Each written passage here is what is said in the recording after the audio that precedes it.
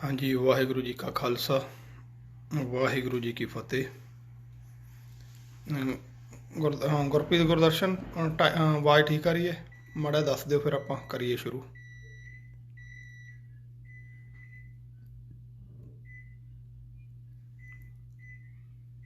Fateh ji Fateh, thank you जी। ਤੇ ਆਵਾਜ਼ ਦਾ ਮਾੜਾ ਜਿਹਾ ਦੱਸ ਦਿੰਦੇ ਵੀ ਜੇ ਠੀਕ ਆ ਰਹੀ ਹੈ ਤਾਂ ਧੰਨਵਾਦ ਹੋ। ਤੇ ਆਪਾਂ ਨਾਲ ਦੀ ਨਾਲ ਗੱਲਬਾਤ ਕਰ ਲਈਏ ਸ਼ੁਰੂ, ਕਿਉਂਕਿ ਲੜੀ ਆਪਣੀ ਤੁਰੀ ਆ ਰਹੀ ਹੈ।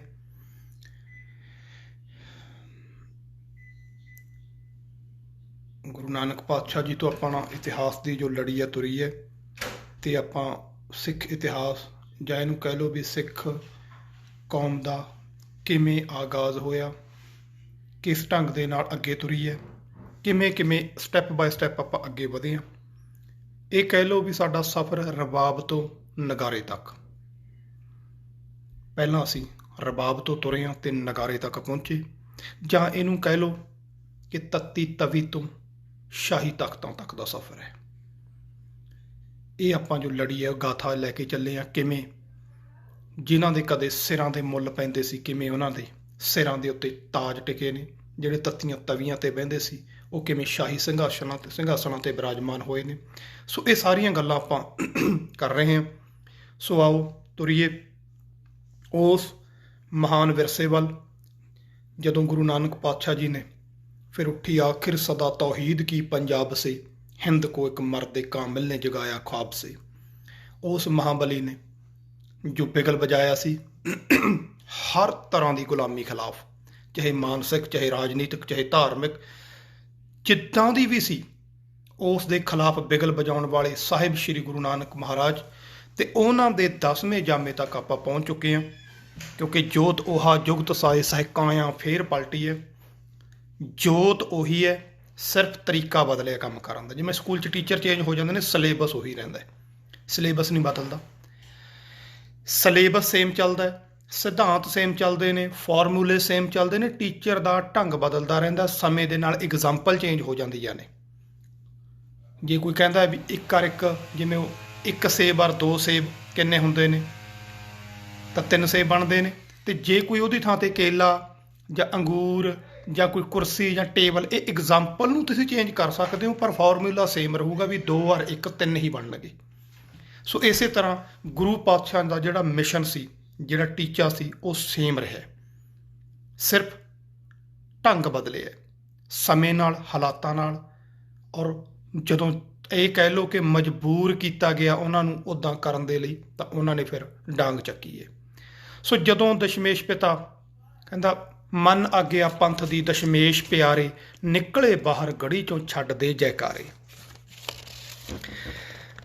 ਲੱਖਾਂ ਵੈਰੀ ਖੜੇ ਸਨ ਚੌਗਿਰਦੇ ਸਾਰੇ, ਹਲਚਲ ਮੱਚੀ ਦਲਾਂ ਵਿੱਚ ਦਿਲ ਕੈਰਾਂ ਹਾਰੇ, ਆਪਸ ਵਿੱਚ ਹੀ ਕੱਟ ਮਰੇ ਕਈ ਤੁਰਕ ਵਿਚਾਰੇ, ਤੁਰਕਾਂ ਪੈ ਗਈ ਆਪਣੀ ਗੁਰੂ ਨਿਕਲ ਸਦਾਰੇ।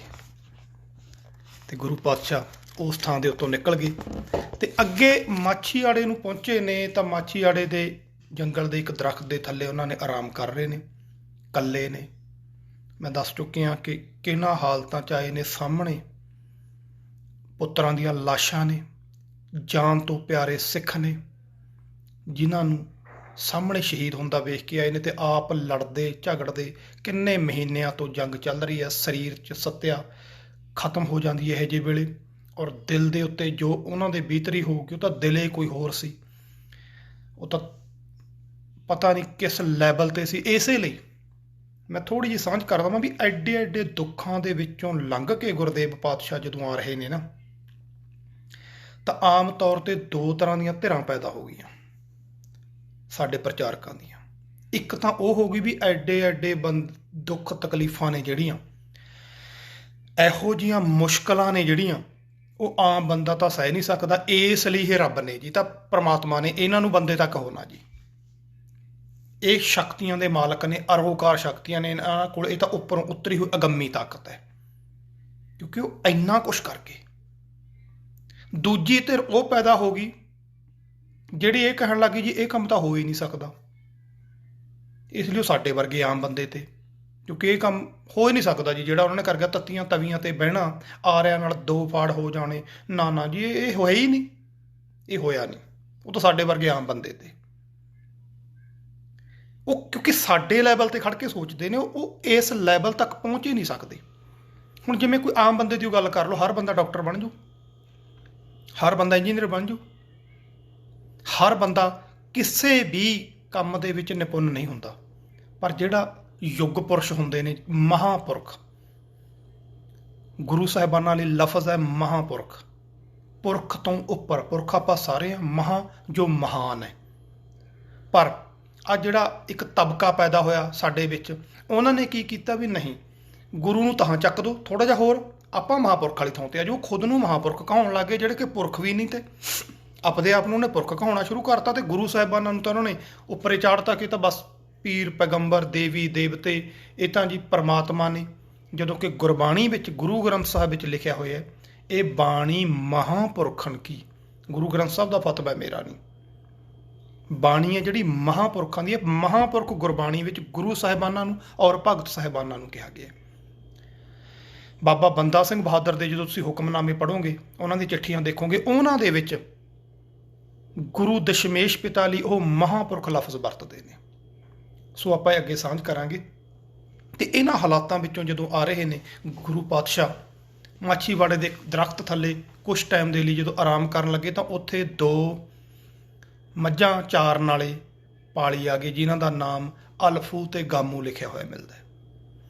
ਉਹਨਾਂ ਨੇ ਮਹਾਰਾਜ ਨੂੰ ਦੇਖ ਕੇ ਰੌਲਾ ਪਾਉਣਾ ਸ਼ੁਰੂ ਕਰ ਦਿੱਤਾ। ਉਹਨੂੰ ਪਤਾ ਲੱਗ ਗਿਆ ਵੀ ਇਹ ਸਿੱਖ ਨੇ, ਕਿਉਂਕਿ ਮਹਾਰਾਜ ਦੇ ਬਸਤਰ ਉਸ ਵੇਲੇ ਗੁਰੂ ਪਾਤਸ਼ਾਹ ਜੋ ਹੁੰਦੇ ਸੀ ਉਹ ਨਹੀਂ ਸੀ, ਕਿਉਂਕਿ ਉਹ ਸੰਗਤ ਸਿੰਘ ਨੂੰ ਦੇ ਕੇ ਆ ਚੁੱਕੇ ਤੇ ਉਹ ਸੰਗਤ ਸਿੰਘ ਨੇ ਪਹਿਨ ਲਏ ਤੇ ਆਪ ਮਹਾਰਾਜ ਆਮ ਸਾਦੇ ਸਿੱਖਾਂ ਵਾਲੇ ਲਿਬਾਸ 'ਚ ਤੇ ਉਹਨੇ ਰੌਲਾ ਪਾਉਣਾ ਸ਼ੁਰੂ ਕਰਤਾ।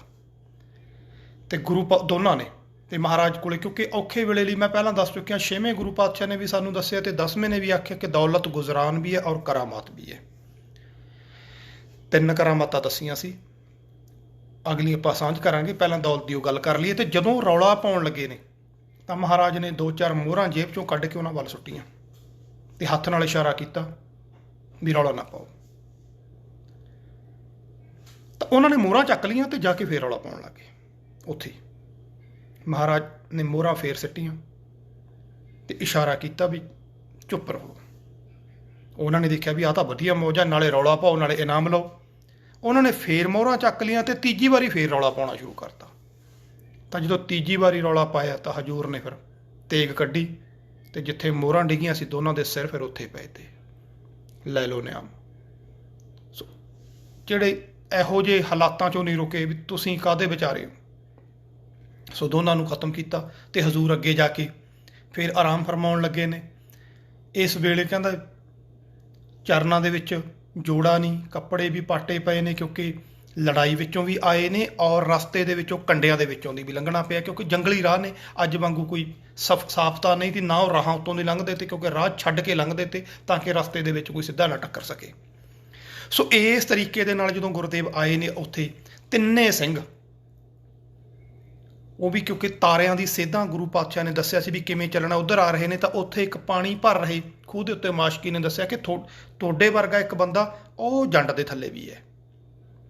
ਤਾਂ ਤਿੰਨੇ ਸਿੰਘ ਆ ਗਏ ਤਾਂ ਗੁਰੂ ਪਾਤਸ਼ਾਹ ਉਸੇ ਤਰ੍ਹਾਂ ਆਰਾਮ ਨਾਲ ਸਰਾਣਾ ਲਾਈ, ਜੋ ਵੀ ਉੱਥੇ ਕੋਈ ਢੇਮ ਮਿਲੀ ਜਾਂ ਟਿੰਡ ਦਾ ਮਿਲਿਆ, ਜੋ ਵੀ ਕਹਿੰਦੇ ਨੇ, ਉੱਥੇ ਆਰਾਮ ਕਰ ਰਹੇ ਨੇ। ਤਾਂ ਸਿੰਘਾਂ ਨੇ ਆ ਕੇ ਗੁਰੂ ਪਾਤਸ਼ਾਹ ਜੀ ਦੇ ਚਰਨ ਪ੍ਰਦਖਣਾ ਕੀਤੀ, ਫਤਿਹ ਗਜਾਈ ਤੇ ਹਜ਼ੂਰ ਦੇ ਆਲੇ ਦੁਆਲੇ ਬੈਠ ਗਏ ਨੇ।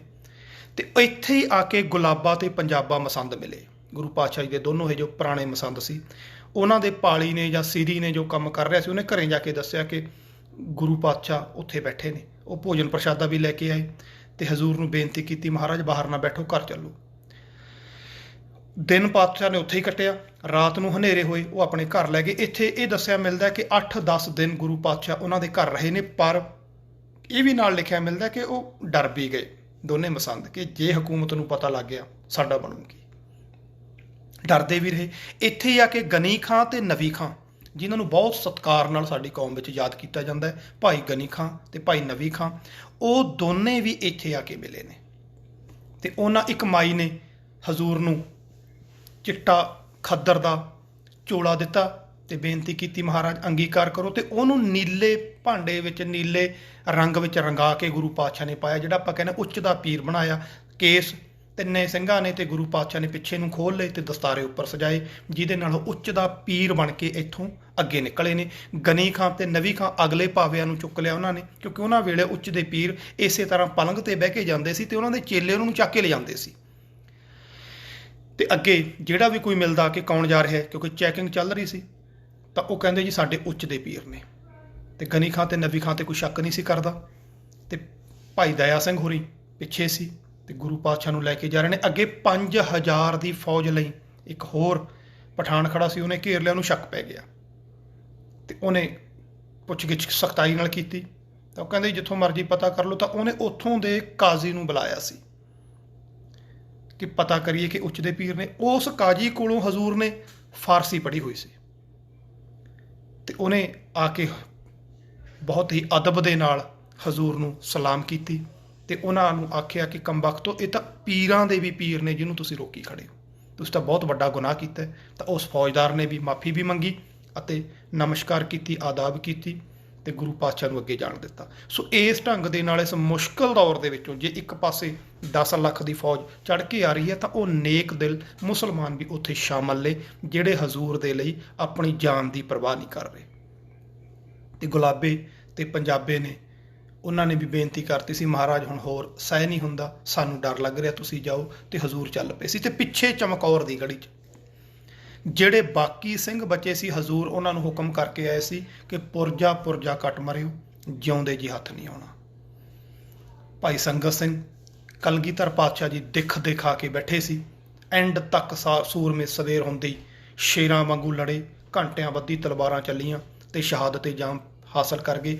ਤੇ ਭਾਈ ਸੰਗਤ ਸਿੰਘ ਦੇ ਕਲਗੀ ਸਜੀ ਦੇਖ ਕੇ ਦੁਸ਼ਮਣਾਂ ਦਾ ਸਿਰ ਵੱਢ ਲਿਆ ਤੇ ਸਿਰ ਵੱਢ ਕੇ ਲਿਜਾ ਕੇ ਜਦੋਂ ਦਰਬਾਰ ਦੇ ਵਿੱਚ ਬੈਠੇ ਕਿ ਪੂਰਾ ਖੁਸ਼ ਸੀ ਕਿ ਅਸੀਂ ਗੁਰੂ ਨੂੰ ਖਤਮ ਕਰ ਦਿੱਤਾ ਹੈ।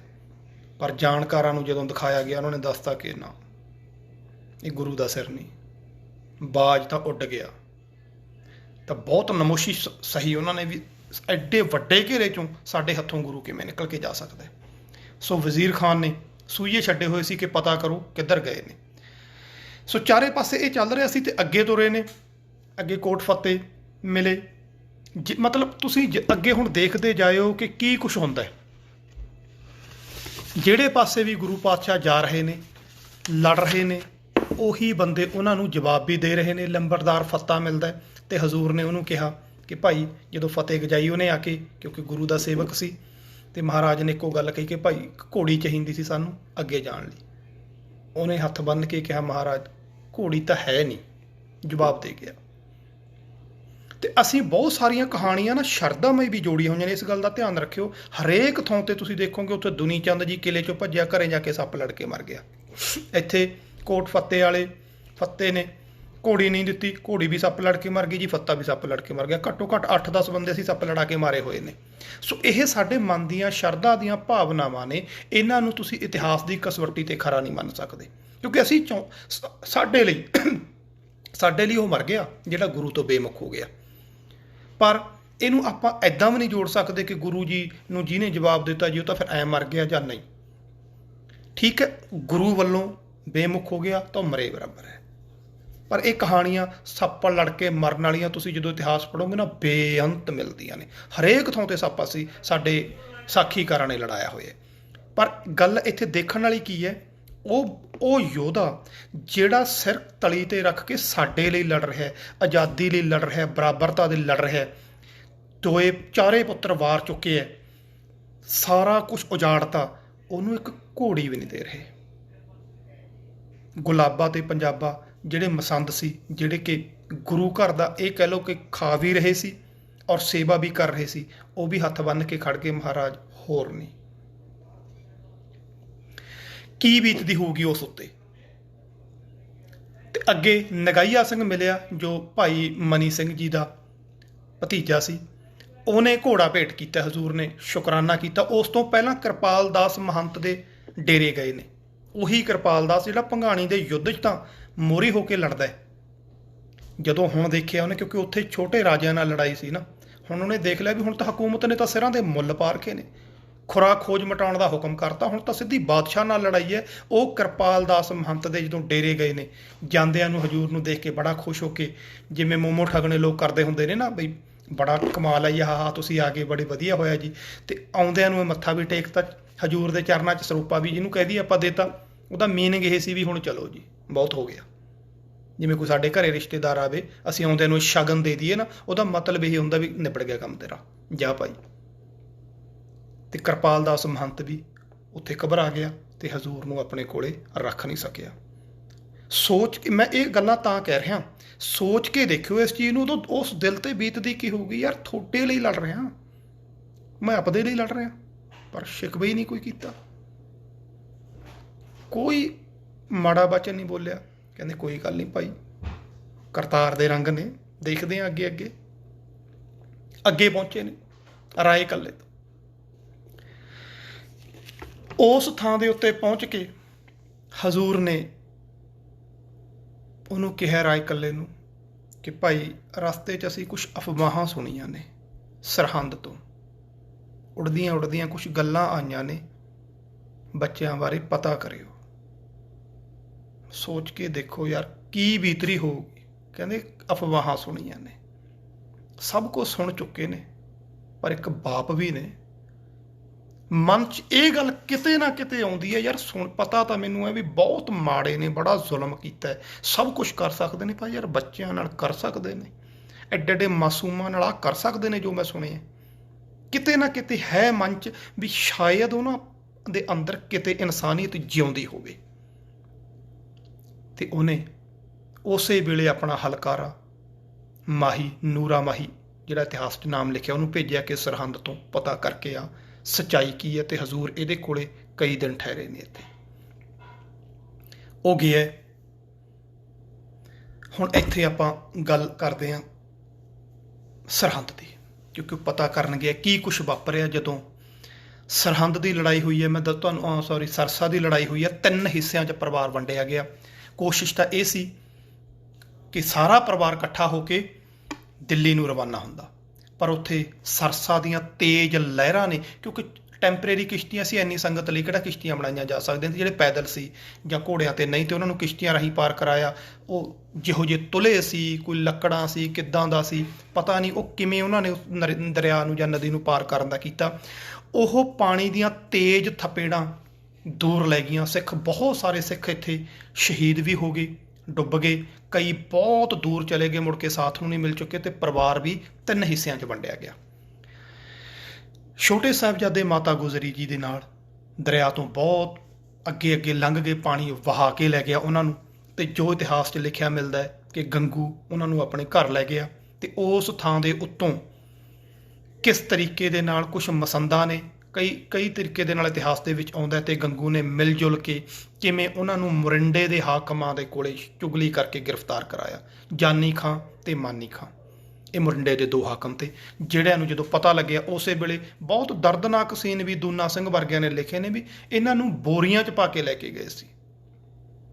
ਸੋ ਕਈ ਵਾਰੀ ਆਪਦਾ ਮਨ ਮੰਨਣ ਤੋਂ ਇਨਕਾਰੀ ਹੋ ਜਾਂਦਾ ਵੀ ਨਹੀਂ, ਐਂ ਥੋੜ੍ਹੀ ਹੋ ਸਕਦਾ, ਬੱਚਿਆਂ ਨਾਲ ਥੋੜ੍ਹੀ ਕਰ ਸਕਦੇ ਨੇ, ਕਿਉਂਕਿ ਸਾਡੇ ਅੰਦਰ ਇਨਸਾਨੀਅਤ ਹੈ। ਆਪਾਂ ਆਪਦੀ ਇਨਸਾਨੀਅਤ ਨਾਲ ਸੋਚ ਕੇ ਦੇਖਦੇ ਹਾਂ ਕਈ ਵਾਰੀ ਵੀ ਐਦਾਂ ਆਪਾਂ ਕਰ ਸਕਦੇ, ਆਪਾਂ ਕਹਿੰਦੇ ਨਹੀਂ, ਐ ਨਹੀਂ ਹੋ ਸਕਦਾ, ਐਂ ਥੋੜ੍ਹੀ ਕਰ ਸਕਦਾ ਕੋਈ। ਉਹ ਬੰਦੇ ਜਿਹੜੇ ਜ਼ੁਲਮ ਕਰਨ ਤੇ ਆਏ ਹੋਏ ਨੇ ਨਾ, ਉਹਨਾਂ ਦੇ ਲੈਵਲ ਤੇ ਜਦੋਂ ਜਾ ਕੇ ਸੋਚਾਂਗੇ ਫੇਰ ਮੰਨਾਂਗੇ। ਅੱਜ ਨੈੱਟ ਦੇ ਉੱਤੇ ਤੁਸੀਂ ਦੇਖ ਸਕਦੇ ਹੋ ਕੱਢ ਕੇ ਉਹਨਾਂ ਦੇ ਜ਼ੁਲਮਾਂ ਦੀਆਂ ਦਾਸਤਾਨ। ਜਦੋਂ ਅੱਜ ਵੀ ਕੋਈ ਵੀ ਕਿਸੇ ਵੀ ਕਮਿਊਨਿਟੀ ਦਾ, ਕੋਈ ਖਾਸ ਕਮਿਊਨਿਟੀ ਨਹੀਂ ਮੈਂ ਗੱਲ ਕਰ ਰਿਹਾ, ਕਿਸੇ ਦੀ ਵੀ ਜਿਹਦੇ ਕੋਲੇ ਤਾਕਤ ਆਉਂਦੀ ਹੈ ਕਿ ਉਹ ਕਿਵੇਂ ਕਿਵੇਂ ਜ਼ੁਲਮ ਕਰਦੇ ਨੇ। ਸਾਡੇ ਤੇ ਜੋ ਦੌਰ 84 ਦਾ ਤੇ ਉਦੋਂ ਬਾਅਦ 93 95 ਦਾ ਲੰਘਿਆ, ਉਹ ਕੀ ਤੋਂ ਭੁੱਲਿਆ। ਉਦੋਂ ਆਹ ਇੰਨਾ ਸੋਸ਼ਲ ਨੈਟਵਰਕ ਨਹੀਂ ਸੀ, ਨਹੀਂ ਤਾਂ ਸਾਰੀਆਂ ਵੀਡੀਓ ਸਾਡੇ ਕੋਲੇ ਪਹੁੰਚ ਜਾਂਦੀਆਂ ਕਿ ਕਿਵੇਂ ਕਿਵੇਂ ਸਾਡੇ ਤੇ ਜ਼ੁਲਮ ਹੋਏ ਨੇ। ਤੇ ਉਸ ਵੇਲੇ ਜਦੋਂ ਕੋਈ ਹੈ ਹੀ ਨਹੀਂ ਸੀ ਸੁਣਨ ਦਾ, ਕੋਈ ਕਾਨੂੰਨ ਨਾਮ ਦੀ ਸ਼ੈ ਨਹੀਂ ਸੀ, ਤਰਸ ਦੀ ਗੱਲੇ ਨਹੀਂ ਸੀ, ਉਦੋਂ ਕੀ ਕੁਛ ਹੋ ਸਕਦਾ ਹੈ, ਤਾਂ ਅੰਦਾਜ਼ੇ ਤੋਂ ਬਾਹਰ ਦੀਆਂ ਗੱਲਾਂ ਨੇ ਉਹ। ਤੇ ਸਾਹਿਬਜ਼ਾਦਿਆਂ ਨੂੰ ਜਾਨੀ ਖਾਂ ਤੇ ਮਾਨੀ ਖਾਂ ਲੈ ਗਏ ਨੇ। ਤੇ ਅਖੀਰ ਨੂੰ ਵਜ਼ੀਰ ਖਾਨ ਜਦੋਂ ਮੁੜ ਕੇ ਆਇਆ ਮੁਹਿੰਮ ਤੋਂ, ਚਮਕੌਰ ਦੀ ਤੋਂ, ਤਾਂ ਉਹਦੇ ਅੱਗੇ ਪੇਸ਼ ਕੀਤਾ ਗਿਆ। ਉਹ ਬੜਾ ਖੁਸ਼ ਹੋਇਆ ਵੀ ਚਲੋ ਕੁਛ ਤਾਂ ਹੱਥ ਲੱਗਿਆ, 2 ਉੱਥੇ ਮਾਰਤੇ, ਹੁਣ 2 ਸਾਡੇ ਹੋਰ ਹੱਥ ਲੱਗ ਗਏ। ਠੰਡਾ ਬੁਰਜ ਬਹੁਤ ਮਸ਼ਹੂਰ ਹੈ ਇਹ, ਫਤਿਹਗੜ੍ਹ ਸਾਹਿਬ ਦਾ, ਜਿਹਦਾ ਪਹਿਲਾਂ ਸਰਹੰਦ ਸੀ। ਉਸ ਥਾਂ ਦੇ ਉੱਤੇ ਇਹਨਾਂ ਨੂੰ ਕੈਦ ਕੀਤਾ ਗਿਆ। ਸਰਦੀਆਂ ਦੇ ਵਿੱਚ ਠੰਡ 'ਚ ਰੱਖਿਆ ਗਿਆ। ਇਹ ਵੀ ਟੌਰਚਰ ਕਰਨ ਦਾ ਇੱਕ ਢੰਗ ਸੀ। ਤੁਸੀਂ ਧਿਆਨ ਮਾਰਿਓ, ਗਰਮੀਆਂ ਦੇ ਵਿੱਚ ਸਾਨੂੰ ਤੱਤੀ ਤਵੀ ਮਿਲ ਰਹੀ ਹੈ ਤੇ ਸਰਦੀਆਂ ਦੇ ਵਿੱਚ ਠੰਡਾ ਬੁਰਜ ਮਿਲ ਰਿਹਾ। ਗਰਮੀਆਂ 'ਚ ਤਪੀ ਹੋਈ ਤਵੀ, ਉਬਲਦੀਆਂ ਹੋਈਆਂ ਦੇਗਾਂ, ਤੇ ਠੰਡ ਦੇ ਵਿੱਚ ਠੰਡਾ ਬੁਰਜ। ਉਹ ਬੁੱਢੜੀ ਮਾਂ ਤੇ 2 ਨੰਨੇ ਬੱਚੇ ਭੁੱਖਣ ਭਾਣੇ ਕਈ ਦਿਨਾਂ ਤੋਂ, ਕਿਉਂਕਿ ਨਾ ਜਾਨੀ ਮਾਨੀ ਨੇ ਕੁਛ ਦਿੱਤਾ ਤੇ ਨਾ ਇੱਥੇ ਆ ਕੇ ਮਿਲਿਆ। ਭੁੱਖੇ ਪਿਆਸੇ ਠੰਡੇ ਬੁਰਜ 'ਚ, ਨਾ ਕੋਈ ਕੱਪੜਾ ਹੈ, ਸਿਰਫ ਨਿੱਘ ਕੀ ਹੈ? ਦਾਦੀ ਮਾਂ ਦੀ ਗੋਦੀ। ਦਾਦੀ ਮਾਂ ਬੁੱਕਲ 'ਚ ਲੈ ਕੇ ਸਾਰੀ ਰਾਤ ਬੈਠੀ ਰਹੀ ਹੈ, ਉਹਨਾਂ ਨੂੰ ਨਿੱਘ ਦਿੰਦਿਆਂ ਰਿਹਾ, ਆਪ ਭਾਵੇਂ ਠੰਡ ਦੇ ਵਿੱਚ ਠਰਦੇ ਰਹੇ ਤੇ ਨਾਲ ਸਾਖੀਆਂ ਸੁਣਾਉਂਦੇ ਰਹੇ ਗੁਰੂ ਸਾਹਿਬਾਨਾਂ ਦੀਆਂ, ਯੋਧਿਆਂ ਦੀਆਂ, 6ਵੇਂ ਪਾਤਸ਼ਾਹ 9ਵੇਂ ਪਾਤਸ਼ਾਹ ਦੀ ਸ਼ਹਾਦਤ, 5ਮ ਪਾਤਸ਼ਾਹ ਦੀ, ਕਿਉਂਕਿ ਉਹਨਾਂ ਨੂੰ ਪਤਾ ਸੀ ਕਿ ਹੋਣਾ ਕੀ ਹੈ। ਤਿਆਰੀ ਕਰਾ ਰਹੇ ਸੀ ਬੱਚਿਆਂ ਦੀ। ਤੇ ਜਦੋਂ ਸਵੇਰੇ ਆਇਆ ਬੁਲਾਉਣ ਲਈ ਕਿ ਚਲੋ ਪੇਸ਼ੀ ਤੇ ਜਾਣਾ ਹੈ, ਤੇ ਲੈ ਕੇ ਤੁਰੇ ਨੇ, ਤੇ ਮਾਤਾ ਨੇ ਹੌਸਲੇ ਨਾਲ ਤੁਰਿਆ, ਪੁੱਤਰੋ ਯਾਦ ਰੱਖਿਓ ਤੁਸੀਂ ਕਿਹਦੀ ਸੰਤਾਨ ਹੋ, ਤੇਗ ਬਹਾਦਰ ਦੇ ਪੋਤੇ ਹੋ। ਤੇ ਫਤਿਹ ਜਾ ਕੇ ਤੁਰੇ ਨੇ। ਸਾਰੇ ਰਾਹ ਉਹ ਕੈਦੀ ਫੌਜੀ ਸਮਝਾਉਂਦੇ ਗਏ ਕਿ ਕਿਵੇਂ ਝੁੱਕ ਕੇ ਸਲਾਮ ਕਰਨੀ ਹੈ, ਜਿਵੇਂ ਅਸੀਂ ਸਲਾਮ ਕਰਾਂਗੇ ਉੱਦਾਂ ਸਲਾਮ ਕਰਨਾ। ਕਚਹਿਰੀ ਲੱਗੀ ਹੋਈ ਹੈ ਤੇ ਜਦੋਂ ਸਾਹਿਬਜ਼ਾਦੇ ਪਹੁੰਚੇ ਨੇ, ਜਾ ਕੇ ਗੱਜ ਕੇ ਫਤਿਹ ਬੁਲਾਈ ਹੈ। ਅੱਗ ਲੱਗ ਉੱਠੀ ਉਹਨਾਂ ਦੀ। ਫਤਿਹ ਕਹਿੰਦੇ ਤੇਰੇ ਬਾਪ ਦਾ ਦਰਬਾਰ ਨਹੀਂ ਇਹ, ਤੈਨੂੰ ਪਤਾ ਨਹੀਂ ਸੂਬਾ ਸਰਹੰਦ ਦੀ ਕਚਹਿਰੀ ਹੈ, ਝੁੱਕ ਕੇ ਸਲਾਮ ਬੁਲਾਓ। ਕਹਿੰਦੇ ਅਸੀਂ ਫਤਿਹ ਬੁਲਾਉਂਦੇ ਹਾਂ, ਸਾਨੂੰ ਹੋਰ ਕੁਛ ਨਹੀਂ ਪਤਾ। ਡਰਾਵੇ ਧਮਕੀਆਂ ਬੜਾ ਕੁਛ ਦਿੱਤਾ ਕਿ ਇਹ ਪੇਸ਼ੀਆਂ 2-3 ਦਿਨ ਚੱਲੀਆਂ ਨੇ। ਫਿਰ ਉਹਨਾਂ ਨੂੰ ਇਹ ਵੀ ਲਿਖਿਆ ਮਿਲਦਾ ਕਿ ਵੱਡਾ ਸ਼ਾਹੀ ਗੇਟ ਬੰਦ ਕੀਤਾ ਗਿਆ ਕਿ ਸਿਰ ਝੁਕਾ ਕੇ ਆਪਾਂ ਆਮ ਤੌਰ 'ਤੇ ਅੰਦਰ ਲੰਘਦੇ ਹੀ ਹਾਂ, ਇਹੀ ਤਰੀਕਾ ਹੁੰਦਾ ਵੀ ਝੁੱਕ ਕੇ ਕਿਸੇ ਚੀਜ਼ ਦੇ ਥੱਲੋਂ ਦੀ ਲੰਘ ਜਾਣਾ। ਤੇ ਉਹਨਾਂ ਫੌਜੀਆਂ ਨੇ ਪਹਿਲਾਂ ਲੰਘ ਕੇ ਵੀ ਦਿਖਾਇਆ ਕਿ ਐਦਾਂ ਲੰਘਿਓ, ਤਾਂ ਕਿ ਰੌਲਾ ਪਾ ਦਾਂਗੇ, ਸਿਰ ਝੁਕਾ ਲਿਆ। ਪਰ ਧੰਨ ਸੀ ਉਹ ਸਿੱਖਿਆ, ਧੰਨ ਸੀ ਉਹਨਾਂ ਦੀ ਦਲੇਰੀ। ਉਹਨਾਂ ਨੇ ਪਹਿਲਾਂ ਪੈਰ ਅੰਦਰ ਕੀਤੇ। ਸਾਹਿਬ ਜੋਰਾਵਰ ਸਿੰਘ ਨੇ ਜਦੋਂ ਫਤਿਹ ਸਿੰਘ ਜੀ ਅੰਦਰ ਲੰਘਣ ਲੱਗੇ ਤਾਂ ਬਾਂਹ ਫੜ ਲਈ, ਪਹਿਲਾਂ ਪੈਰ ਅੰਦਰ ਕੀਤਾ, ਜੁੱਤੀ ਅੰਦਰ ਕੀਤੀ ਆਪਦੀ, ਫੇਰ ਸਿਰ ਕਰਿਆ ਵੀ ਝੁਕਾਉਣਾ ਨਹੀਂ। ਕਮਾਲ ਦੀ ਉਹਨਾਂ ਦੀ ਸਿੱਖਿਆ ਸੀ। ਉਹ ਦਾਦੀ ਮਾਂ ਦੀ ਕੀ ਟ੍ਰੇਨਿੰਗ ਸੀ, ਕਿਹੋ ਜੀ ਉਹਨਾਂ ਨੂੰ ਗੁੜਤੀ ਮਿਲੀ ਹੋਈ ਸੀ ਖੰਡੇ ਤਾਰ ਦੀ। ਤੇ ਅੰਦਰ ਗਏ ਨੇ, ਫੇਰ ਡਰਾਵੇ, ਫੇਰ ਲਾਲਚ। ਅਖੀਰ ਨੂੰ ਜਦੋਂ ਕਿਸੇ ਤਰੀਕੇ ਨਾਲ ਵੀ ਨਾ ਟੁੱਟੇ ਤਾਂ ਕਤਲ ਕਰਨ ਦਾ ਹੁਕਮ ਆ ਗਿਆ। ਤੇ ਕਹਿੰਦੇ ਨਵਾਬ ਮਲੇਰਕੋਟਲੀਆ ਮੁਹੰਮਦ ਸ਼ੇਰ ਖਾਨ ਵੀ ਉੱਥੇ ਮੌਜੂਦ ਸੀ। ਵਜ਼ੀਰ ਖਾਨ ਨੇ ਉਹਨੂੰ ਕਿਹਾ ਕਿ ਤੁਹਾਡੇ ਭਰਾਵਾਂ ਨੂੰ ਔਰ ਬਹੁਤ ਸਾਰੀ ਫੌਜ ਨੂੰ ਗੁਰੂ ਸਾਹਿਬ ਨੇ ਕਤਲ ਕੀਤਾ, ਬਦਲਾ ਲੈ। ਤਾਂ ਉਹਨੇ ਜਵਾਬ ਦਿੱਤਾ ਸੀ ਬਦਲਾ ਹੀ लेना होगा तो लेंगे बाप से, अल्लाह बचाए हमें ऐसे पाप से। ਕਹਿੰਦਾ ਜੇ ਬਦਲਾ ਲੈਣਾ ਹੋਇਆ ਨਾ ਇਹਦੇ ਬਾਪ ਤੋਂ ਲਊਂ, ਬੱਚਿਆਂ ਤੋਂ ਨਹੀਂ। ਅਸਲੀ ਮਰਦਾਂ ਵਾਲੀ ਗੱਲ। ਤਾਂ ਹੀ ਆਪਾਂ ਅੱਜ ਤੱਕ ਵੀ ਮਲੇਰਕੋਟਲੇ ਦਾ ਸਤਿਕਾਰ ਕਰਦੇ ਹਾਂ। ਆਹ ਦਾ ਨਾਰਾ ਮਾਰਿਆ ਸੀ ਉਹਨੇ ਕਿਹਾ ਸੀ ਨਹੀਂ ਇਹਨਾਂ ਬੱਚਿਆਂ ਨੂੰ ਕਤਲ ਨਾ ਕਰੋ, ਕਿਉਂਕਿ ਜਦੋਂ ਹੁਕਮ ਹੋ ਗਿਆ ਨਾ ਵੀ ਮਾਰਨੇ ਨੇ, ਕਹਿੰਦਾ ਨਾ ਇਹਨਾਂ ਨੂੰ ਨਹੀਂ ਤੁਸੀਂ ਮਾਰ ਸਕਦੇ। ਕੁਰਾਨ ਸ਼ਰੀਫ ਕੋਈ ਇਜਾਜ਼ਤ ਨਹੀਂ ਦਿੰਦੀ ਕਿ ਬੱਚਿਆਂ ਨੂੰ ਮਾਰੋ, ਔਰ ਲਿਖਿਆ ਵੀ ਕਿਤੇ ਨਹੀਂ। 4 ਧਾਰਮਿਕ ਪੁਸਤਕਾਂ ਨੇ ਇਹਨਾਂ ਦੀਆਂ, ਅੰਜੀਲ, ਕੁਰਾਨ, ਤੌਰੇਤ ਤੇ ਇੱਕ ਜ਼ਬੂਰ ਸ਼ਾਇਦ ਕੁਛ ਇੱਦਾਂ ਦੀ ਹੈ। ਤੇ ਸਭ ਤੋਂ ਮਕਬੂਲ ਹੈ ਜੋ ਹਜ਼ਰਤ ਮੁਹੰਮਦ ਸਾਹਿਬ ਦੀ ਵੱਲੋਂ ਰਚਿਤ ਕੀਤੀ ਹੋਈ ਮੰਨੀ ਜਾਂਦੀ ਹੈ, ਉਹ ਹੈ ਕੁਰਾਨ ਸ਼ਰੀਫ, ਜਿਹਦੇ ਉੱਤੇ ਇਹ ਪਹਿਰਾ ਦਿੰਦੇ ਨੇ। ਉਹਦੇ ਵਿੱਚ ਵੀ ਉਹ ਕਹਿੰਦੇ ਵੀ ਕਾਫਰਾਂ ਨੂੰ ਮਾਰਨਾ ਪੁੰਨ ਹੈ। ਜਿੱਥੇ ਕਾਫਰਾਂ ਨੂੰ ਮਾਰਨਾ ਪੁੰਨ ਲਿਖਿਆ ਹੋਇਆ, ਉਹਨਾਂ ਦੇ ਸੰਵਿਧਾਨ ਮੁਤਾਬਕ ਵੀ ਸਿੱਖ ਕਾਫਰ ਨਹੀਂ ਬਣਦਾ, ਕਿਉਂਕਿ ਕਾਫਰ ਉਹ ਹੈ ਜਿਹੜਾ ਰੱਬ ਤੋਂ ਮੁਨਕਰ ਹੈ ਜਾਂ ਬਹੁਤ ਰੱਬਵਾਦ ਨੂੰ ਮੰਨਦਾ, ਦੇਵੀ ਦੇਵਤਿਆਂ ਨੂੰ ਮੰਨਦਾ ਉਹਨਾਂ ਦੇ ਸੰਵਿਧਾਨ ਮੁਤਾਬਕ। ਤੇ ਸਿੱਖ ਤਾਂ ਅਕਾਲ ਦਾ ਪੁਜਾਰੀ ਹੈ, ਇੱਕ ਦਾ ਪੁਜਾਰੀ ਹੈ, ਕਾਫਰ ਵੀ ਨਹੀਂ ਮੰਨਦਾ। ਬੱਚਿਆਂ, ਬਜ਼ੁਰਗਾਂ ਤੇ ਔਰਤਾਂ ਤੇ ਜ਼ੁਲਮ ਕਰਨਾ ਗੁਨਾਹ ਲਿਖਿਆ ਹੋਇਆ ਕੁਰਾਨ ਸ਼ਰੀਫ ਦੇ ਵਿੱਚ। ਉਹ ਕਹਿਣ ਲੱਗੇ ਤੂੰ ਗੁਰੂ ਦੇ ਬੱਚਿਆਂ ਨੂੰ ਬਚਾਉਣਾ ਚਾਹੁੰਦਾ? ਉਹ ਕਹਿੰਦਾ ਨਾ, ਮੈਂ ਗੁਰੂ ਦੇ ਬੱਚਿਆਂ ਨੂੰ ਨਹੀਂ ਬਚਾਉਣਾ ਚਾਹੁੰਦਾ। ਕਹਿੰਦੇ ਫਿਰ? ਮੈਂ ਕਹਿੰਦਾ ਇਸਲਾਮ ਨੂੰ ਬਚਾਉਣਾ ਚਾਹੁੰਦਾ। ਸਾਡੇ 2 ਸਾਹਿਬਜ਼ਾਦੇ ਮਾਰੇ ਨੇ। ਮੁਹੰਮਦ ਸ਼ੇਰ ਖਾਨ ਕਹਿੰਦਾ ਹੈ ਹਸਨ ਤੇ ਹੁਸੈਨ ਕਰਬਲਾ ਕਰਕੇ, ਕਹਿੰਦਾ ਅੱਜ ਤੱਕ ਯਾਦ ਕਰਦੇ ਹਾਂ, ਛਾਤੀਆਂ ਪਾੜ ਲਾਨੇ ਅਸੀਂ ਉਹਨੂੰ ਯਾਦ ਕਰਦੇ ਹਰ ਸਾਲ। ਇਸਲਾਮ ਜ਼ਿੰਦਾ ਹੋਤਾ ਹੈ ਹਰ ਕਰਬਲਾ ਕੇ ਬਾਅਦ, ਹਰੇਕ ਕਰਬਲਾ ਤੋਂ ਬਾਅਦ ਕਹਿੰਦਾ ਇਸਲਾਮ ਨਵੀਂ ਰੂਹ ਫੂਕ ਕੇ ਖੜਾ ਹੋ ਜਾਂਦਾ ਹੈ ਉਹਨਾਂ ਦੀ ਸ਼ਹਾਦਤ ਨੂੰ ਯਾਦ ਕਰਕੇ। ਜੇ ਅੱਜ ਤੁਸੀਂ ਨੇ ਆਹ ਬੱਚੇ ਮਾਰਤੇ ਤਾਂ ਇਹ ਸਮਝ ਲਓ ਇਸਲਾਮ ਦੇ ਲਈ ਉਹ ਕਿੱਲ ਗੱਡਿਆ ਜਾਣਾ, ਇਹਨਾਂ ਦੀ ਅਰਥੀ ਉੱਠਣੀ ਹੈ ਤੇ ਸਿੱਖ ਕੌਮ ਨੂੰ ਕਦੇ ਤੁਸੀਂ ਖਤਮ ਨਹੀਂ ਕਰ ਸਕਦੇ। ਇਹ ਯਾਦ ਰੱਖ ਲਿਓ। ਮੈਂ ਇਸਲਾਮ ਨੂੰ ਬਚਾਉਣ ਦੀ ਗੱਲ ਕਰ ਰਿਹਾ, ਮੈਂ ਬੱਚਿਆਂ ਨੂੰ, ਸਿੱਖਾਂ ਨੂੰ ਬਚਾਉਣ ਦੀ ਗੱਲ ਨਹੀਂ ਕਰ ਰਿਹਾ। ਜੇ ਧਰਮ ਨੂੰ, ਆਪਣੀ ਕੌਮ ਨੂੰ ਇਸ ਮਹਾਨ ਪਾਪ ਤੋਂ ਬਚਾਉਣ ਦੀ ਗੱਲ ਕਰ ਰਹੇ, ਵੱਡੇ ਪਾਪ ਤੋਂ, ਬਹੁਤ ਗੁਨਾਹ ਕਰ ਰਹੇ ਹੋ ਤੁਸੀਂ। ਇਹ ਜ਼ੁਲਮ ਹੈ। ਅਖੀਰ ਨੂੰ ਫੈਸਲਾ ਹੋ ਗਿਆ। ਕਾਜ਼ੀ ਨੂੰ ਪੁੱਛਿਆ ਕਿ ਬੱਚਿਆਂ ਨੂੰ ਮਾਰਨ ਬਾਰੇ ਕੋਈ ਹੈ? ਉਹ ਕਹਿੰਦਾ ਨਹੀਂ। ਫਿਰ ਛੱਡ ਦਿਓ, ਕਿਉਂਕਿ ਇਹਨਾਂ ਦਾ ਗੁਨਾਹ ਹੀ ਕੋਈ ਨਹੀਂ। ਇਹ ਵੱਡੀ ਗੱਲ ਹੋ ਗਈ। ਹੁਣ ਇੱਥੇ ਆਉਂਦਾ ਗੁਲਾਮ ਜ਼ਹਿਨੀਅਤ ਔਰ ਆਜ਼ਾਦ ਜ਼ਹਿਨੀਅਤ ਦਾ ਸੁੱਚਾਨੰਦ ਆ ਗਿਆ। ਇੱਥੇ ਸੀ, ਆ ਗਿਆ ਦਾ ਮੀਨਿੰਗ ਸਾਹਮਣੇ ਆਇਆ, ਖੜਾ ਉੱਥੇ ਹੀ ਹੈ। ਉਹ ਕਹਿੰਦਾ ਜੀ ਹਜ਼ੂਰ ਮੈਂ ਗੱਲ ਕਰ ਸਕਦਾ? ਕਹਿੰਦੇ ਕਰ ਲੈ। ਤਾਂ ਉਹਨੇ ਆ ਕੇ ਗੱਲ ਕੀਤੀ, ਬੱਚਿਓ ਜੇ ਤੁਹਾਨੂੰ ਛੱਡ ਦਈਏ ਕੀ ਕਰੋਗੇ? ਕਹਿੰਦੇ ਕਰਨਾ ਕੀ ਹੈ, ਜੋ ਸਾਡੇ ਸਿੰਘ ਨੇ ਉਹਨਾਂ ਨੂੰ ਇਕੱਠੇ ਕਰਾਂਗੇ ਤੇ ਦੁਬਾਰਾ ਫੇਰ ਇਕੱਠੇ ਕਰਕੇ ਜ਼ੁਲਮ ਦੇ ਖਿਲਾਫ ਲੜਾਂਗੇ। ਫਿਰ ਉਹ ਜਿਵੇਂ ਖੱਚਰ ਹਾਸੀ ਨਹੀਂ ਹੁੰਦੀ, ਉਹ ਹੱਸ ਕੇ ਫਿਰ ਵਜ਼ੀਰ ਖਾਨ ਵੱਲ ਵੀ ਦੇਖਿਆ, ਵੀ ਦੇਖ ਲਓ। ਕਹਿੰਦਾ ਜੇ ਫੇਰ ਹਾਰ ਗਏ, ਫੇਰ ਫੜੇ ਗਏ, ਤੁਹਾਨੂੰ ਫੇਰ ਛੱਡ ਦਈਏ, ਫੇਰ ਕੀ ਕਰੋਗੇ? ਉਹ ਕਹਿੰਦੇ ਫੇਰ ਸਿੰਘਾਂ ਨੂੰ ਫੇਰ ਇਕੱਠੇ ਕਰਾਂਗੇ, ਫੇਰ ਲੜਾਂਗੇ। ਫੇਰ ਫੜੇ ਗਏ, ਫੇਰ ਛੱਡ ਦਈਏ, ਫੇਰ ਕੀ ਕਰੋਗੇ? ਕਹਿੰਦਾ ਸਾਹਿਬਜ਼ਾਦਿਆਂ ਨੇ ਜਵਾਬ ਦਿੱਤਾ, ਓਨਾ ਚਿਰ ਲੜਾਂਗੇ ਜਿੰਨਾ ਚਿਰ ਜਾਨ ਹੈ, ਜਾਂ ਇਹ ਜ਼ੁਲਮ ਦੀ ਹਕੂਮਤ ਨੂੰ ਖਤਮ ਨਹੀਂ ਕਰ ਦਿੰਦੇ। ਕਹਿੰਦਾ ਅੱਛਾ, ਤੁਹਾਨੂੰ ਭੁਜੰਗੀ ਕਿਉਂ ਕਹਿੰਦੇ ਨੇ? ਕਹਿੰਦੇ ਭੁਜੰਗੀ ਨਾਗ ਨੂੰ ਕਹਿੰਦੇ ਨੇ, ਅਸੀਂ ਨਾਗ ਹਾਂ, ਸੱਪ ਹਾਂ। ਫੇਰ ਸੁੱਚਾਨੰਦ ਨੇ, ਕਿਉਂਕਿ ਇਹ ਨਵੀਆਂ ਖੋਜਾਂ ਹਰਪਾਲ ਸਿੰਘ ਪੰਨੂ ਹੋਰਾਂ ਨੇ ਦੱਸੀ ਸੀ ਕਿ ਜਿਹੜੀ ਨਵੀਂ ਇਹ ਲੱਭਿਆ ਹੈ, ਜਿੱਥੋਂ ਇਹ ਫਤਵਾ ਜਾਰੀ ਹੋਇਆ, ਜਿੱਥੇ ਇਹ ਲਿਖਿਆ ਗਿਆ ਇਹ ਕਾਨੂੰਨ ਦੇ ਵਿੱਚ ਸਾਹਿਬਜ਼ਾਦਿਆਂ ਨੂੰ ਮਾਰਨ ਦਾ, ਉੱਥੇ ਇਹ ਲਿਖਵਾਇਆ ਸੁੱਚਾਨੰਦ ਨੇ। ਕਹਿੰਦਾ ਕਾਜੀ ਸਾਹਿਬ ਇਹ ਦੱਸੋ ਮੈਨੂੰ, ਆਪਣੇ ਅਕੀਦੇ ਮੁਤਾਬਕ, ਧਰਮ ਮੁਤਾਬਕ ਸੱਪਾਂ ਨੂੰ ਮਾਰਨਾ ਜਾਂ ਸਪੋਲੀਆਂ ਨੂੰ ਮਾਰਨਾ ਗੁਨਾਹ ਹੈ ਜਾਂ ਨਹੀਂ? ਉਹ ਕਹਿੰਦੇ ਜੀ ਇਹ ਕੋਈ ਗੁਨਾਹ ਨਹੀਂ।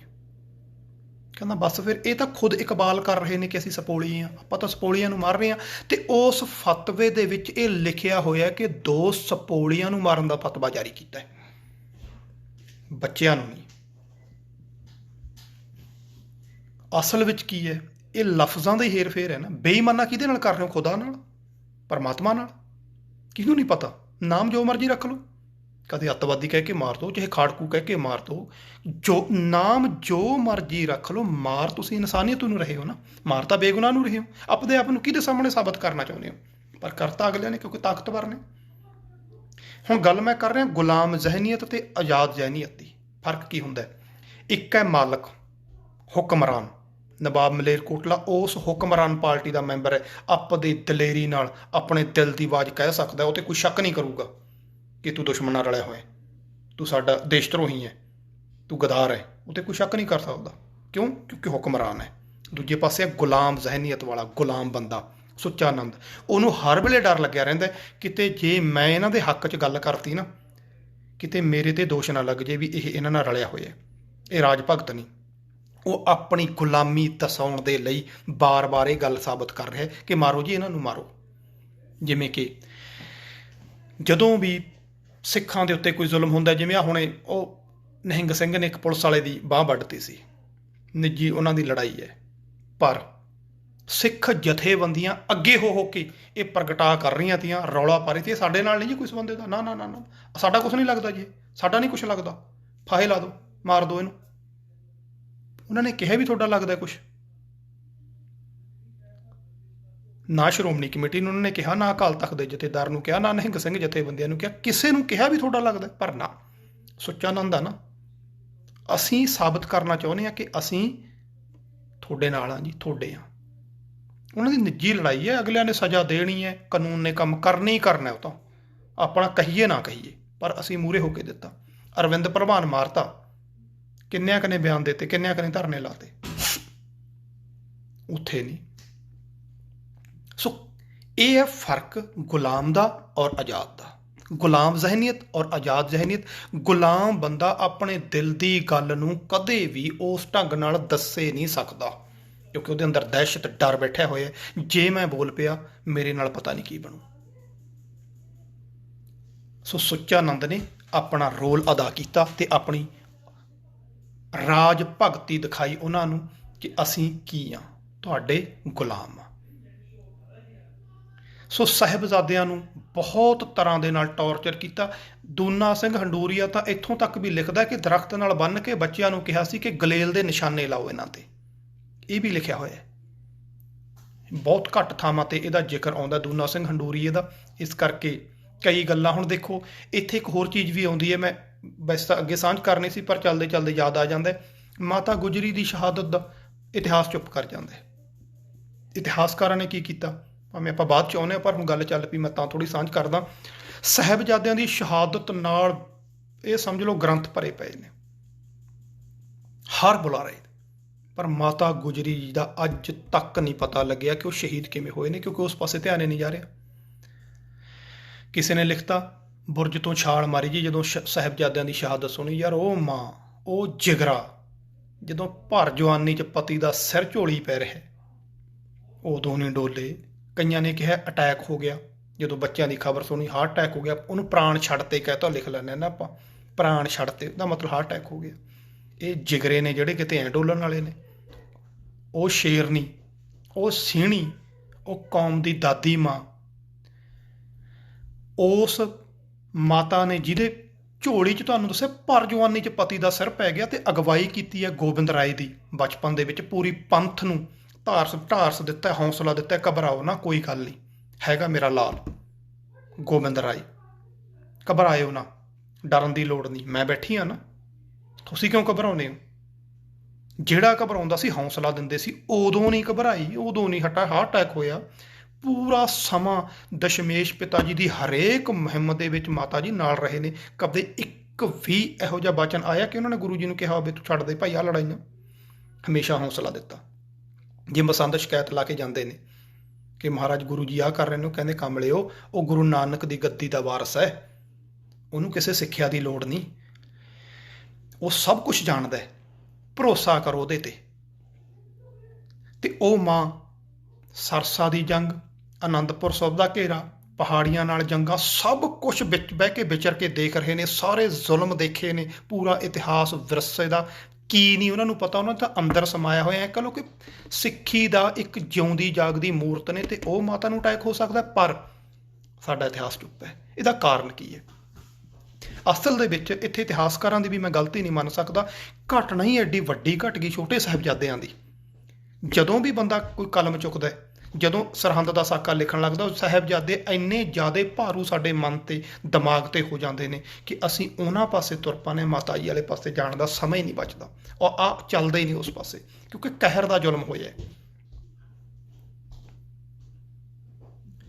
ਬਿਲਕੁਲ ਜੀ, ਸ਼ਹੀਦ ਹੀ ਉਹੀ ਤਾਂ ਮੈਂ ਦੱਸ ਰਿਹਾ ਵੀ ਉਹ ਸ਼ਹੀਦ ਕੀਤੇ ਗਏ ਨੇ।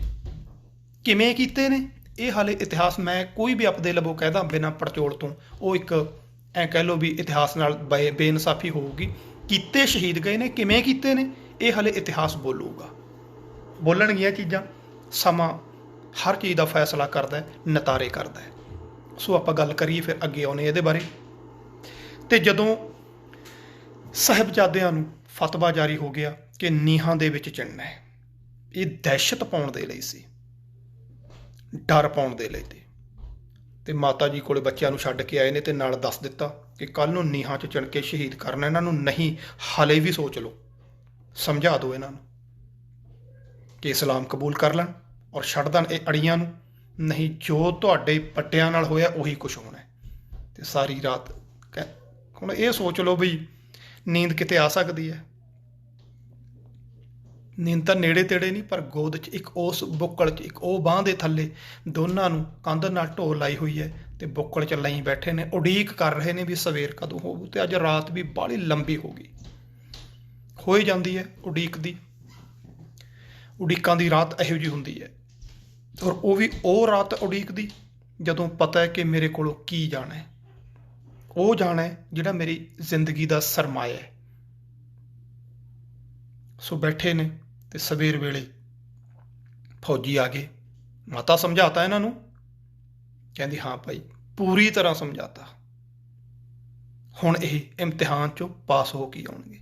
ਤਾਂ ਇੱਕ ਸ਼ਾਇਰ ਨੇ ਲਿਖਿਆ, ਕਹਿੰਦਾ ਤੁਰ ਪਏ ਦੋਵੇਂ ਲਾਡਲੇ ਜਦ ਫਤਿਹ ਬੁਲਾ ਕੇ, ਵਾਰ ਆਖਰੀ ਮਾਂ ਦੇ ਚਰਨੀ ਹੱਥ ਲਾ ਕੇ, ਬੂਹੇ ਵਿੱਚੋਂ ਪਰਤ ਕੇ ਬੋਲੇ ਮੁਸਕਾ ਕੇ, ਮਾਂ ਉਡੀਕਾਂਗੇ ਅਸੀਂ ਸੱਚਖੰਡ ਵਿੱਚ ਜਾ ਕੇ। ਪਰ ਨਾ ਆਉਣਾ ਤੁਸੀਂ ਨੇ, ਬਹੁਤਾ ਚਿਰ ਲਾ ਕੇ ਥੱਕ ਨਾ ਜਾਈਏ ਅੰਮੀਏ, ਅਸੀਂ ਔਂਸੀਆਂ ਪਾ ਕੇ। ਤਾਂ ਕਹਿਣ ਲੱਗੇ ਸਾਡਾ ਜੀ ਨਹੀਂ ਲੱਗਣਾ, ਮਾਂ ਛੇਤੀ ਆਉਣਾ, ਨਹੀਂ ਤਾਂ ਰੁਸਪੂ ਫਤਿਹ ਸਿੰਘ ਤੇਰਾ ਜੀ ਪਰਚਾਉਣਾ। ਮਿੰਨਤਾਂ ਕਰ ਕਰ ਅੰਮੀਏ ਫਿਰ ਪਊ ਮਨਾਉਣਾ, ਤੇਰੀ ਗੋਦੀ ਬਾਝਣਾ ਸੱਚਖੰਡ ਵੀ ਭਾਉਣਾ। ਮਾਵਾਂ ਬਾਝੋਂ ਲੱਗਦਾ ਮਾਂ ਸੁਰਗ ਡਰਾਉਣਾ। ਦਾ ਸੁਣ ਕੇ ਮੂਰਤ ਪਿਆਰ ਦੀ ਉੱਠੀ ਬਲ ਲਾ ਕੇ, ਵਿੱਚ ਦਹਲੀਜਾਂ ਜਾ ਖੜੀ ਹੱਥ ਬਾਹੀਂ ਪਾ ਕੇ। ਰੁਕ ਗਈ ਮਮਤਾ ਤੜਫਦੀ ਬੁੱਲਾਂ ਤੇ ਆ ਕੇ, ਪੀਲੇ ਹੰਝੂ ਅੰਦਰੇ ਉਹਨੇ ਡੀਕਾਂ ਲਾ ਕੇ। ਦੇ ਦਾਬੂ ਸਬਰ ਦੇ ਰੱਖ ਦਰਦ ਦਬਾ ਕੇ, ਭਾਣਾ ਮਨ ਅਕਾਲ ਦਾ ਬੋਲੀ ਮੁਸਕਾ ਕੇ। ਕਹਿੰਦੀ ਚੱਲੋ ਮੇਰੇ ਹੀਰਿਓ, ਚੱਲੋ ਮੇਰੇ ਹੀਰਿਓ, ਕਿਉਂ ਕਰਦੇ ਦੇਰੀ, ਮਰਦਾਂ ਦੀ ਨਿਤ ਹੋਮਦੀ ਪੁੱਤ ਵਾਟ ਲਮੇਰੀ। ਰੁਕਣ ਨਾ ਪਾਂਦੀ ਸੱਚ ਦੇ ਤੱਕ ਮੀਂਹ ਹਨੇਰੀ, ਵਧਣ ਤੂਫਾਨਾਂ ਵਿੱਚ ਵੀ ਉਹ ਨਾਲ ਦਲੇਰੀ। ਚਰਨ ਚੁੰਮਦੀਆਂ ਮੰਜ਼ਲਾਂ ਓੜਕਦੀ ਵੇਰੀ, ਸ਼ਗਨ ਮਨਾਉਂਦੀ ਮੌਤ ਵੀ ਮਰਦਾਂ ਦੀ ਚੇਰੀ। ਚੱਲੋ ਮੇਰੇ ਹੀਰਿਓ ਮੈਂ ਮਗਰੇ ਆਵਾਂ, ਚੱਲੋ ਮੇਰੇ ਪੁੱਤਰੋ ਮੈਂ ਮਗਰੇ ਆਵਾਂ। ਪੁੱਤਰਾਂ ਬਾਝੋਂ ਜਿਉਂਦੀਆਂ ਕਦ ਸੁਣੀਆਂ ਮਾਵਾਂ, ਮਾਂ ਪੁੱਤਰਾਂ ਦੀ ਸਾਂਝ ਜਿਉਂ ਚਾਨਣ ਪਰਛਾਵਾਂ। ਜਿੱਧਰ ਉੱਡਦੇ ਹੰਸ ਉਧਰੇ ਜਾਂਦੀਆਂ ਛਾਵਾਂ, ਤੋਰ ਘਰਾਂ ਦੀਆਂ ਰੌਣਕਾਂ ਮੈਂ ਸਵਰਗ ਵਸਾਵਾਂ, ਤੋਰ ਘਰਾਂ ਦੀਆਂ ਰੌਣਕਾਂ ਮੈਂ ਸਵਰਗ ਵਸਾਵਾਂ। ਆਪਣੀ ਵਿਛੜੀ ਹੋਈ ਨੂੰਹ ਨੂੰ ਯਾਦ ਕਰਕੇ ਕਹਿ ਰਹੀ ਹੈ, ਕਹਿੰਦੀ ਆ ਜਾ ਜੀਤੋ ਰਾਣੀਏ, ਨੀ ਆ ਜਾ ਜੀਤੋ ਰਾਣੀਏ, ਲੈ ਮਿੰਟ ਉਧਾਰੇ, ਤੱਕ ਲੈ ਮੇਰੀ ਬੱਚੀਏ ਚੰਨ ਚੜ੍ਹਦੇ ਖਾਰੇ। ਸਿਹਰੇ ਕਿੰਨੇ ਲੱਗਦੇ ਇਸ ਉਮਰ ਪਿਆਰੇ, ਟੁੱਟਣਗੇ ਅੱਜ ਅੰਬਰੋਂ ਦੋ ਰੌਸ਼ਨ ਤਾਰੇ। ਚਾਨਣ ਚਾਨਣ ਹੋਣਗੇ ਬ੍ਰਹਿਮੰਡ ਅੰਧਿਆਰੇ, ਤੱਕ ਤੱਕ ਫਿੱਕੇ ਪੈਣਗੇ ਚੰਨ ਸੂਰਜ ਤਾਰੇ, ਤੱਕ ਕੇ ਫਿੱਕੇ ਪੈਣਗੇ ਚੰਨ ਸੂਰਜ ਤਾਰੇ। ਇਹੋ ਜੀ ਸਮਾਂ ਸੀ, ਇਹੋ ਜੀ ਵਿਦਾਇਗੀ ਸੀ। ਇਹ ਜਦੋਂ ਵਿਦਾ ਹੋਏ ਨੇ ਦੂਰ ਤੱਕ ਜਾਂਦਿਆਂ ਨੂੰ ਮਾਤਾ ਜੀ ਦੇਖਦੇ ਰਹੇ, ਤੇ ਬੱਚੇ ਵੀ ਪਿੱਛੇ ਮੁੜ ਮੁੜ ਦੇਖਦੇ ਰਹੇ। ਕਿਹੋ ਜੀ ਉਹ ਸਮਾਂ ਹੋਊਗਾ ਇਹ ਅੰਦਾਜ਼ਾ ਹੀ ਲਾਇਆ ਜਾ ਸਕਦਾ ਹੈ ਉਹਨੂੰ, ਜਿਹਦੇ ਤੇ ਕਿਸੇ ਤੇ ਇਹੋ ਜਿਹਾ ਕਦੇ ਨੇੜੇ ਤੇੜੇ ਦਾ ਵੀ ਵਾਪਰਿਆ ਹੁੰਦਾ, ਉਹ ਅੰਦਾਜ਼ਾ ਲਾ ਸਕਦਾ ਕਿ ਮੇਰਾ ਜਦੋਂ ਕੋਈ ਮੇਰੇ ਤੋਂ ਦੂਰ ਹੋਇਆ ਸੀ ਉਦੋਂ ਮੇਰੇ ਤੇ ਕੀ ਬੀਤੀ ਹੈ। ਔਰ ਉਹ ਸਭ ਤੋਂ ਕੀਮਤੀ ਜਿੰਦਾਂ ਕੌਮ ਲਈ ਵੀ, ਮਾਤਾ ਲਈ ਵੀ, ਮਾਤਾ ਗੁਜਰੀ ਜੀ ਲਈ ਜੀ। ਤੇ ਜਦੋਂ ਵਿਦਾ ਹੋਏ ਨੇ ਅੱਜ ਫੇਰ ਉਹਨਾਂ ਨੂੰ ਡਰਾਵੇ ਤਸੀਹੇ ਧਮਕਾਇਆ ਗਿਆ, ਕਿੱਥੇ ਡੋਲਣ ਵਾਲੇ ਤੇ ਸਿੱਖਿਆ ਕਿਹਦੀ ਸੀ। ਕਹਿੰਦੇ ਹੁਕਮ ਹੋ ਗਿਆ ਨੀਹਾਂ 'ਚ ਚਿਣਨ ਦਾ। ਇਹ ਵੀ ਬੜੇ ਚਿਰ ਦੇ ਬਾਅਦ ਗੱਲ ਸਾਹਮਣੇ ਆਈ ਹੈ, ਕਿਉਂਕਿ ਇਹ ਇੱਕ ਵੱਖਰਾ ਢੰਗ ਸੀ ਮਾਰਨ ਦਾ, ਬਹੁਤ ਚਿਰ ਬਾਅਦ ਸਾਹਮਣੇ ਆਈ ਹੈ ਕਿ ਹੁਣ ਅਸੀਂ ਇੱਥੇ ਤੱਕ ਪੜ੍ਹਦੇ ਸੀ ਨੀਹਾਂ 'ਚ ਚਿਣ ਕੇ ਸ਼ਹੀਦ ਕੀਤਾ ਗਿਆ। ਇਦੋਂ ਅੱਗੇ ਵਾਲੀ ਜਿਹੜੀ ਗੱਲ ਹੈ ਉਹ ਬਹੁਤ ਸਾਲਾਂ ਬਾਅਦ, ਇਹ ਕਹਿ ਲਓ ਸਦੀ ਬਾਅਦ ਜਾਂ ਸਦੀਆਂ ਬਾਅਦ ਸਾਹਮਣੇ ਆਈ ਹੈ ਕਿ ਨੀਹਾਂ ਵਿੱਚ ਸ਼ਹੀਦ ਨਹੀਂ ਸੀ ਹੋਏ, ਸ਼ਹੀਦ ਬਾਹਰ ਕੱਢ ਕੇ ਕੀਤੇ ਤੇ। ਇਹ ਇੱਕ ਡਰਾਵਾ ਸੀ, ਡਰ ਸੀ ਬਹੁਤ ਖਤਰਨਾਕ ਕਿ ਤੁਹਾਨੂੰ ਬੰਦ ਕਰਕੇ ਮਾਰਾਂਗੇ। ਬੱਚਿਆਂ ਨੂੰ ਤਾਂ ਵੈਸੇ ਹੀ ਕਿਤੇ ਇਕੱਲੇ ਛੱਡ ਦੀਏ ਡਰ ਜਾਂਦੇ ਨੇ, ਕਿਸੇ ਕਮਰੇ 'ਚ ਬੰਦ ਕਰ ਦਈਏ, ਬਾਥਰੂਮ 'ਚ ਕਈ ਵਾਰੀ ਕਈ ਮਾਂ ਬਾਪ ਡਰਾਉਣ ਦੇ ਲਈ ਬੱਚਿਆਂ ਨੂੰ ਕਰ ਦਿੰਦੇ ਨੇ, ਤੇ ਉਹਨਾਂ ਨੂੰ ਤਾਂ ਨੀਹਾਂ 'ਚ ਚਿਣਨ ਦਾ ਹੁਕਮ ਕੀਤਾ। ਜਦੋਂ ਚਿਣਿਆ ਗਿਆ ਕਹਿੰਦੇ ਦੀਵਾਰ ਜਦੋਂ ਗਲਾਂ ਤੱਕ ਆਈ ਤਾਂ ਸਾਹ ਵੀ ਘੁੱਟਣ ਲੱਗਿਆ ਬੱਚਿਆਂ ਦਾ, ਤੇ ਦੀਵਾਰ ਗਿਰ ਗਈ। ਫੇਰ ਕੱਢਿਆ ਗਿਆ। ਇੱਥੇ ਕਈ ਤਰੀਕੇ ਦੇ ਨਾਲ ਫੇਰ ਲਿਖਿਆ ਹੋਇਆ ਕਿ ਉਹਨਾਂ ਨੂੰ ਸੱਟਾਂ ਵੀ ਮਾਰੀਆਂ ਗਈਆਂ, ਜੋ ਜਿਹਦੇ ਨਾਲ ਮਿਸਤਰੀ ਇੱਟਾਂ ਘੜਦੇ ਨੇ ਉਹਨਾਂ ਨਾਲ ਜਾਣ ਬੁੱਝ ਕੇ ਇਹਨਾਂ ਦੇ ਸੱਟਾਂ ਜ਼ਖਮੀ ਕੀਤਾ ਗਿਆ, ਇਹਨਾਂ ਦੇ ਸਰੀਰਾਂ ਨੂੰ ਭਾਵ ਕਿ ਟੌਰਚਰ ਕੀਤਾ ਗਿਆ, ਲਹੂ ਲੁਹਾਨ ਕੀਤੇ ਗਏ। ਫੇਰ ਕੱਢ ਕੇ ਮਾਤਾ ਜੀ ਕੋਲੇ ਛੱਡ ਕੇ ਕਿ ਆਹ ਹਾਲਤ ਦੇਖ ਲੈ, ਕੱਲ੍ਹ ਨੂੰ ਆਖਰੀ ਸਮੇਂ ਹਾਲੇ ਵੀ ਇਹਨਾਂ ਨੂੰ ਸਮਝਾ ਲਓ। ਫੇਰ ਸਾਰੀ ਰਾਤ ਮਾਤਾ ਜੀ ਲੈ ਕੇ ਬੈਠੇ ਰਹੇ ਨੇ। ਹੁਣ ਤਾਂ ਮੌਤ ਸਾਹਮਣੇ ਦਿਖ ਰਹੀ ਹੈ ਨਾ। ਸਵੇਰੇ ਫੇਰ ਲੈ ਗਏ। ਅਖੀਰ ਨੂੰ ਹੁਕਮ ਹੋ ਗਿਆ ਕਿ ਇਹਨਾਂ ਨੂੰ ਖਤਮ ਕਰੋ, ਕਿਉਂਕਿ ਇਹ ਮੰਨ ਨਹੀਂ ਰਹੇ। ਉਹ ਨਹੀਂ ਡੋਲੇ, ਉਹ ਤਾਂ ਇੱਕੋ ਗੱਲ ਕਹਿੰਦੇ ਸੀ ਵੀ ਜੋ ਮਰਜ਼ੀ ਕਰ ਲੈ ਸੂਬਿਆ, ਤੇਰੇ ਤੋਂ ਡਰਦੇ ਨਾ ਪੁੱਤਰ, ਅਸੀਂ ਬੱਬਰ ਸ਼ੇਰ ਦੇ ਭੇਡਾਂ ਵਿੱਚ ਰਲਦੇ ਨਾ। ਸਾਡੇ ਨਾਲ ਜੋ ਕਰੇਗਾ ਤੇਰੇ ਨਾਲ ਹੋਣਗੀਆਂ, ਸਾਡੇ ਤੇ ਜ਼ੁਲਮ ਦੇਖ ਕੇ ਕੰਧਾਂ ਵੀ ਰੋਣਗੀਆਂ।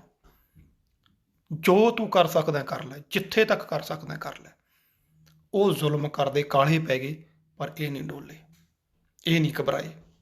ਅਖੀਰ ਨੂੰ ਹੁਕਮ ਹੋ ਗਿਆ ਇਹਨਾਂ ਨੂੰ ਜ਼ਿਬਾ ਕਰੋ। ਜ਼ਿਬਾ ਕਰਨਾ, ਹਲਾਲ ਕਰਨਾ, ਗਰਦਨ ਨੂੰ ਤੇਜ਼ ਧਾਰ ਛੁਰੀ ਨਾਲ ਹੌਲੀ ਹੌਲੀ ਕੱਟਣਾ, ਇੱਕਦਮ ਧੜ ਨਹੀਂ ਲਾਉਣਾ। ਹੁਣ ਇਹੋ ਜਿਹਾ ਪਾਪ ਕਰਨ ਲਈ ਅੱਗੇ ਕੌਣ ਆਵੇ। ਕਿੱਡੇ ਕਿੱਡੇ ਭਾਵੇਂ ਵੱਡੇ ਜਿਗਰਿਆਂ ਵਾਲੇ ਕਹਾਉਂਦੇ ਸੀ, ਪਰ ਇੱਥੇ ਆ ਕੇ ਹੱਥ ਕੰਬ ਗਏ। ਪਰ ਜਿੱਥੇ ਨੇਕ ਦਿਲ ਪੈਦਾ ਕੀਤੇ ਨੇ, ਉੱਥੇ ਜ਼ਾਲਮ ਵੀ ਬੜੇ ਪੈਦਾ ਹੋਏ ਨੇ। ਸ਼ਾਸ਼ਲ ਬੇਗ ਤੇ ਬਾਸ਼ਲ ਬੇਗ, ਸਮਾਣੇ ਦੇ ਰਹਿਣ ਵਾਲੇ ਦੋ ਭਰਾ, ਜਿਨ੍ਹਾਂ ਨੂੰ ਕਿਸੇ ਗੁਨਾਹ ਦੇ ਵਿੱਚ ਮੌਤ ਦੀ ਸਜ਼ਾ ਹੋਈ ਸੀ, ਉਹਨਾਂ ਨੇ ਕਿਹਾ ਜੇ ਸਾਡੀ ਸਜ਼ਾ ਮੌਤ ਦੀ ਮਾਫ਼ ਕੀਤੀ ਜਾਵੇ, ਆਹ ਕਾਰਾ ਅਸੀਂ ਕਰਨ ਨੂੰ ਤਿਆਰ ਹਾਂ, ਸਾਡੀ ਜਾਨ ਬਖਸ਼ੀ ਜਾਵੇ। ਕਹਿੰਦੇ ਜੀ ਜਾਨ ਬਖਸ਼ੀ। ਪਰ ਇੱਥੇ ਫੇਰ ਇੱਕ ਗੱਲ ਧਿਆਨ ਦੇਣ ਜੋਗੀ ਹੈ, ਜਿਸ ਜਾਨ ਨੂੰ ਬਚਾਉਣ ਦੇ ਲਈ ਲੋਕ ਤੇ ਪਰਲੋਕ ਦੋਨੇ ਗਵਾ ਲਏ, ਖੁਦਾ ਦੇ ਸਾਹਮਣੇ ਵੀ ਮਾੜੇ ਪਏ। ਕਿਹੜੇ ਮੂੰਹ ਨਾਲ ਖੁਦਾ ਦੇ ਸਾਹਮਣੇ ਜਾ ਕੇ ਕਹਿਣਗੇ ਅਸੀਂ ਬੇਗੁਨਾਹ ਇਸਲਾਮ ਦੇ ਵਿੱਚ, ਕਿਉਂਕਿ ਇਸ ਚੀਜ਼ ਨੂੰ ਬਹੁਤ ਵੱਡਾ ਮੰਨਿਆ ਜਾਂਦਾ ਹੈ। ਕਿਵੇਂ ਕਹਿਣਗੇ ਕਿ ਅਸੀਂ ਸਵਾਬ ਕਰਕੇ ਆਏ ਹਾਂ? ਇਹ ਤਾਂ ਕਦੇ ਲੈਣੇ ਨਹੀਂ ਨਾ ਦਾਗ। ਜਿਸ ਜਾਨ ਨੂੰ ਬਚਾਉਣ ਦੇ ਲਈ, ਮਾਸੂਮਾਂ ਦੀ ਜਾਨ ਲਈ, ਫਿਰ ਉਹ ਜਾਨ ਬਚ ਗਈ। ਉੱਥੇ ਤਾਂ ਫਿਰ ਸ਼ਾਇਦ ਇੱਕੋ ਝਟਕੇ ਨਾਲ ਜਾਂਦੀ। ਫਿਰ ਬੰਦਾ ਸਿੰਘ ਬਹਾਦਰ ਆਇਆ ਸੀ ਨਾ ਜਾਨ ਲੈਣ, ਤਾਂ ਉਹ ਆਪਾਂ ਅੱਗੇ ਸਾਂਝ ਕਰਾਂਗੇ। ਮੈਂ ਇਹ ਤਾਂ ਦੱਸ ਰਿਹਾ ਵੀ ਜਾਨ ਤਾਂ ਫੇਰ ਵੀ ਨਹੀਂ ਬਚੀ, ਉਹ ਨਹੀਂ ਬਚੀ। ਸੋ ਜਦੋਂ ਇਹਨਾਂ ਦੋਨਾਂ ਨੇ ਛਾਤੀਆਂ ਦੇ ਉੱਤੇ ਬਹਿ ਕੇ ਦੋਨਾਂ ਨੂੰ ਢਾਹ ਕੇ ਥੱਲੇ, ਬੱਚਿਆਂ ਨੂੰ, ਮਾਸੂਮ ਜਿੰਦਾਂ ਨੂੰ, ਤੇ ਛੁਰੀ ਦੇ ਨਾਲ ਗਰਦਨਾਂ ਕੱਟੀਆਂ, ਜ਼ਿਬਾ ਕੀਤਾ ਗਿਆ, ਤੇ ਆਖਰੀ ਫਤਿਹ ਉਹ ਦੋਨੇ ਬੁਲਾ ਗਏ। ਪਰ ਇਸ ਜ਼ੁਲਮ ਨੇ ਇੱਕ ਵੱਡੀ ਘਟਨਾ ਇਹ ਕੀਤੀ ਹੈ ਕਿ ਪੂਰੇ ਦੇਸ਼ 'ਚ, ਖਾਸ ਕਰ ਦੇਸ਼ ਪੰਜਾਬ ਦੇ ਵਿੱਚ ਅੱਗ ਲੱਗ ਉੱਠੀ। ਕੱਲੇ ਕੱਲੇ ਘਰ ਦੇ ਵਿੱਚ ਇਹ ਹੋ ਗਿਆ ਵੀ ਹੁਣ ਇਸ ਜਿਉਣ ਨਾਲੋਂ ਮਰਨਾ ਚੰਗਾ ਹੈ। ਉਹ ਆਪਾਂ ਅੱਗੇ ਸਾਂਝ ਕਰਾਂਗੇ। ਤੇ ਇਹ ਵੱਡਾ ਸਾਕਾ ਜਿਹੜਾ ਦੁਨੀਆ ਦੇ ਇਤਿਹਾਸ ਦੇ ਵਿੱਚ ਹੋਇਆ, ਇਹਨੂੰ ਅਸੀਂ ਦੁਨੀਆ ਦੇ ਸਾਹਮਣੇ ਦੱਸ ਹੀ ਨਹੀਂ ਸਕੇ।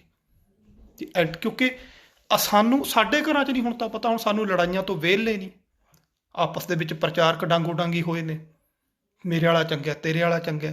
ਆਹ ਗੱਲਾਂ ਹੀ ਛੱਡਤੀਆਂ ਵੀ ਸਾਡਾ ਇਤਿਹਾਸ ਹੈ ਕਿ ਨਹੀਂ। ਕਈਆਂ ਨੇ ਕਹਤਾ ਇਤਿਹਾਸ ਤਾਂ ਹੁੰਦਾ ਹੀ ਨਹੀਂ, ਇਤਿਹਾਸ ਹੈ ਕੋਈ ਨਹੀਂ।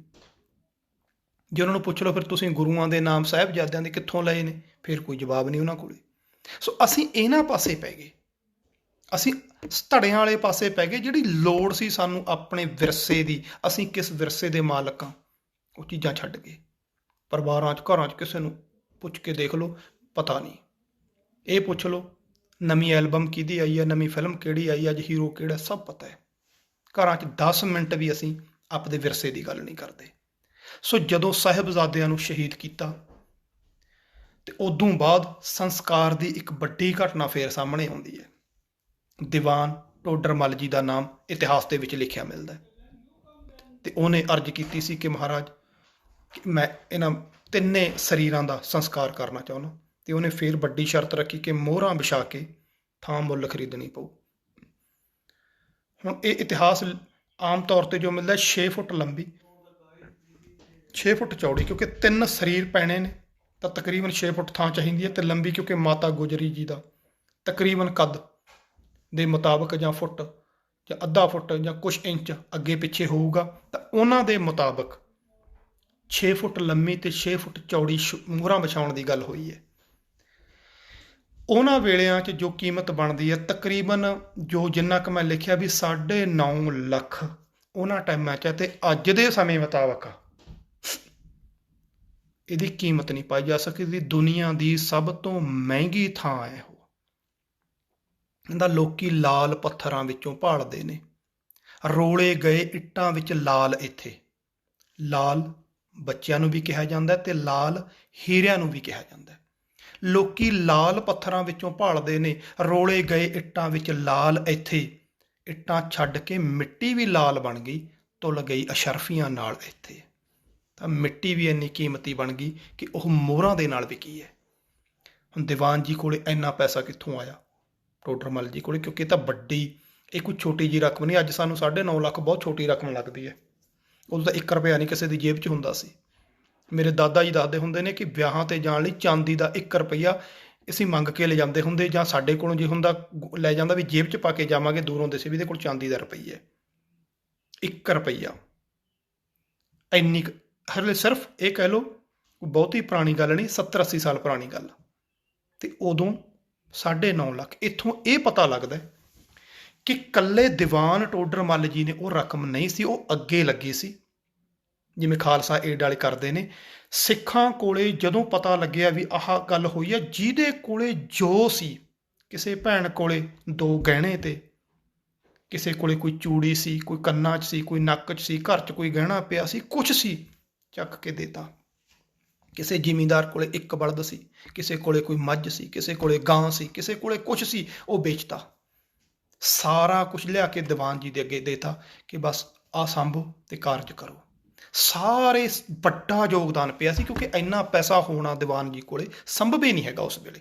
ਰਾਜਿਆਂ ਨੂੰ ਜਦੋਂ ਟੈਕਸ ਲਾਇਆ ਸੀ, ਪਹਾੜੀ ਰਾਜਿਆਂ ਨੂੰ ਨਾ, ਉਹਨੂੰ ਇਹ ਕਿਹਾ ਸੀ 10,000 ਜੁਰਮਾਨਾ ਭਰ ਦਿਓ, ਅਸੀਂ ਫੌਜਾਂ ਵਾਪਸ ਲੈ ਜਾਾਂਗੇ। ਜਦੋਂ ਔਰੰਗਜ਼ੇਬ ਨੇ ਫੌਜ ਭੇਜੀ ਸੀ ਉਹ ਤੋਂ ਟੈਕਸ ਇਕੱਠਾ ਕਰਨ ਲਈ, ਇੱਕ ਰਾਜੇ ਤੋਂ ਸਿਰਫ 10,000 ਟੈਕਸ ਮੰਗਿਆ ਜਾ ਰਿਹਾ।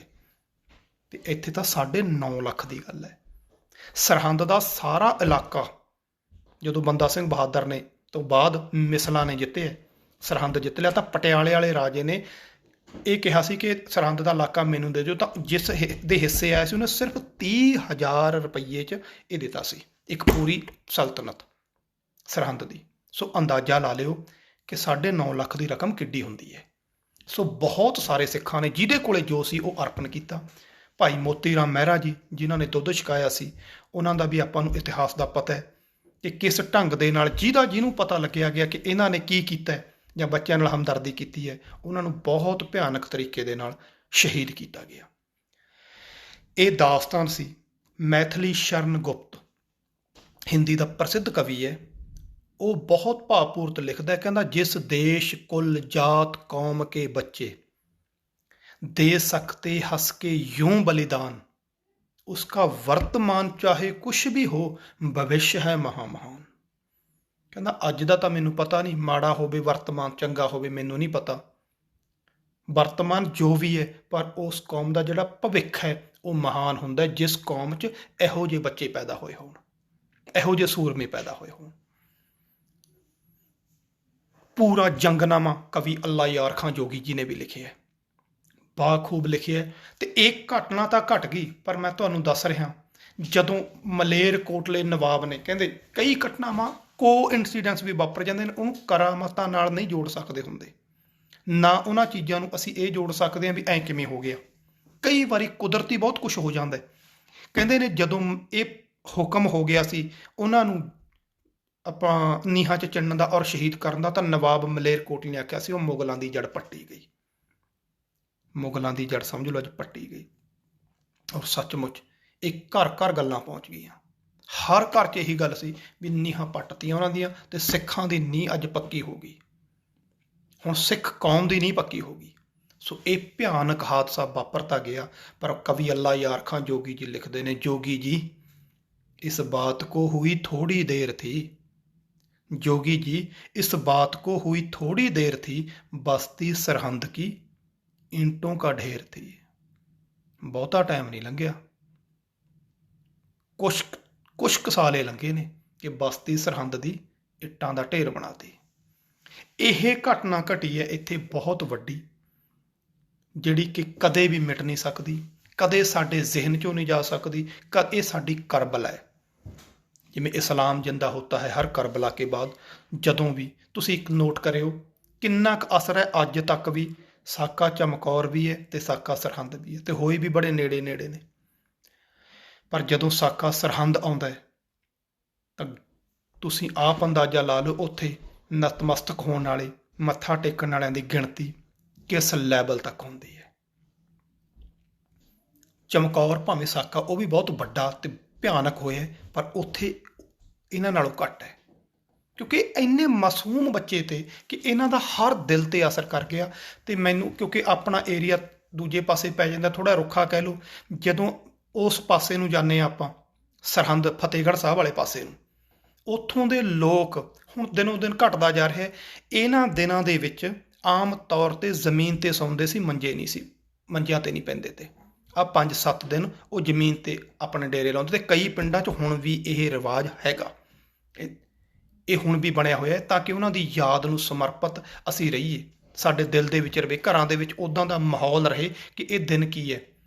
ਸਾਡੇ ਵੱਲ ਜਦੋਂ ਦਸੰਬਰ ਦੀਆਂ ਛੁੱਟੀਆਂ ਹੁੰਦੀਆਂ ਨੇ ਅਸੀਂ ਕੀ ਕਹਿੰਦੇ ਹਾਂ, ਆ ਪਟਿਆਲੇ ਵਾਲਾ ਏਰੀਆ ਜਦੋਂ ਆਉਂਦਾ ਕ੍ਰਿਸਮਸ ਦੀਆਂ ਛੁੱਟੀਆਂ ਨੇ ਜੀ। ਪਰ ਜਦੋਂ ਤੁਸੀਂ ਫਤਿਹਗੜ੍ਹ ਸਾਹਿਬ ਦੇ ਏਰੀਏ 'ਚ ਪਿਛਲੇ ਪਾਸੇ ਜਾਂਦੇ ਹੋ, ਉਹ ਕਹਿੰਦੇ ਨੇ ਸਭਾ ਦੀਆਂ ਛੁੱਟੀਆਂ ਨੇ। ਗੱਲ ਬੋਲੀ ਦੀ ਹੈ, ਗੱਲ ਤੁਹਾਡੀ ਸੋਚ ਦੀ ਹੈ, ਗੱਲ ਤੁਹਾਡੇ ਵਿਰਸੇ ਦੀ ਹੈ। ਤੁਸੀਂ ਕੀ ਮੈਸੇਜ ਦੇਣਾ ਚਾਹੁੰਦੇ ਹੋ?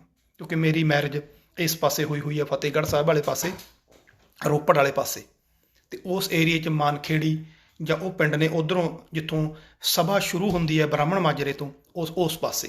ਅਤੇ ਮੈਨੂੰ ਵੀ ਨਹੀਂ ਪਤਾ ਸੀ ਇਸ ਗੱਲ ਦਾ, ਕਿਉਂਕਿ ਆਪਾਂ ਵੀ ਇਹੀ ਕਹਿੰਦੇ ਤੇ ਵੀ ਕ੍ਰਿਸਮਸ ਦੀਆਂ ਛੁੱਟੀਆਂ ਨੇ। ਉਹ ਕਹਿੰਦੇ ਵੀ ਸਾਡੇ ਵੱਲ ਇਹ ਕਹਿੰਦੇ ਨੇ ਕਿ ਸਭਾ ਦੀਆਂ ਛੁੱਟੀਆਂ ਨੇ।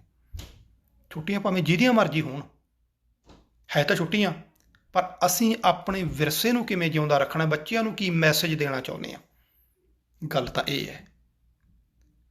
ਅਤੇ ਇਹ ਮੇਰੇ ਵੀ ਦਿਲ ਨੂੰ ਇਸ ਗੱਲ ਨੇ ਅਪੀਲ ਕੀਤਾ ਕਿ ਆਪਾਂ ਵੀ ਇਸ ਚੀਜ਼ ਨੂੰ, ਬੱਚਿਆਂ ਨੂੰ ਜੇ ਮੈਸੇਜ ਦੇਣਾ ਤਾਂ ਚੰਗਾ ਦਿਓ। ਮੈਂ ਇੱਕ ਛੋਟੀ ਜਿਹੀ ਗੱਲ ਕਹਿ ਕੇ ਉਦੋਂ ਬਾਅਦ ਫਤਿਹ ਦੀ ਸਾਂਝ ਕਰੂੰਗਾ, ਕਿਉਂਕਿ ਸਮਾਂ ਆਪਣਾ ਹੋ ਗਿਆ।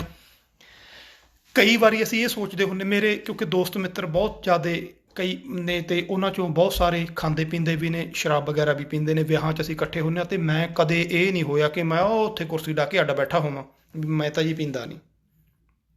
ਪੀਂਦਾ ਤਾਂ ਮੈਂ ਨਹੀਂ, ਪਰ ਇਹਦਾ ਮਤਲਬ ਇਹ ਨਹੀਂ ਕਿ ਮੈਂ ਉਹਨਾਂ ਨੂੰ ਨਫ਼ਰਤ ਕਰਾਂ ਜਾਂ ਮੈਂ ਡਰਾਂ ਵੀ ਮੈਂ ਇਹਨਾਂ 'ਚ ਬਹਿ ਗਿਆ ਤਾਂ ਕੋਈ ਮੇਰੀ ਫੋਟੋ ਨਾ ਖਿੱਚ ਲੇ ਜੀ। ਮੇਰੇ ਮੂਹਰੇ ਵੀ ਗਲਾਸ ਪਿਆ ਹੁੰਦਾ, ਬੋਤਲ ਵੀ ਪਈ ਹੁੰਦੀ ਹੈ, ਤਾਂ ਮੈਨੂੰ ਡਰ ਕਿਸ ਚੀਜ਼ ਦਾ?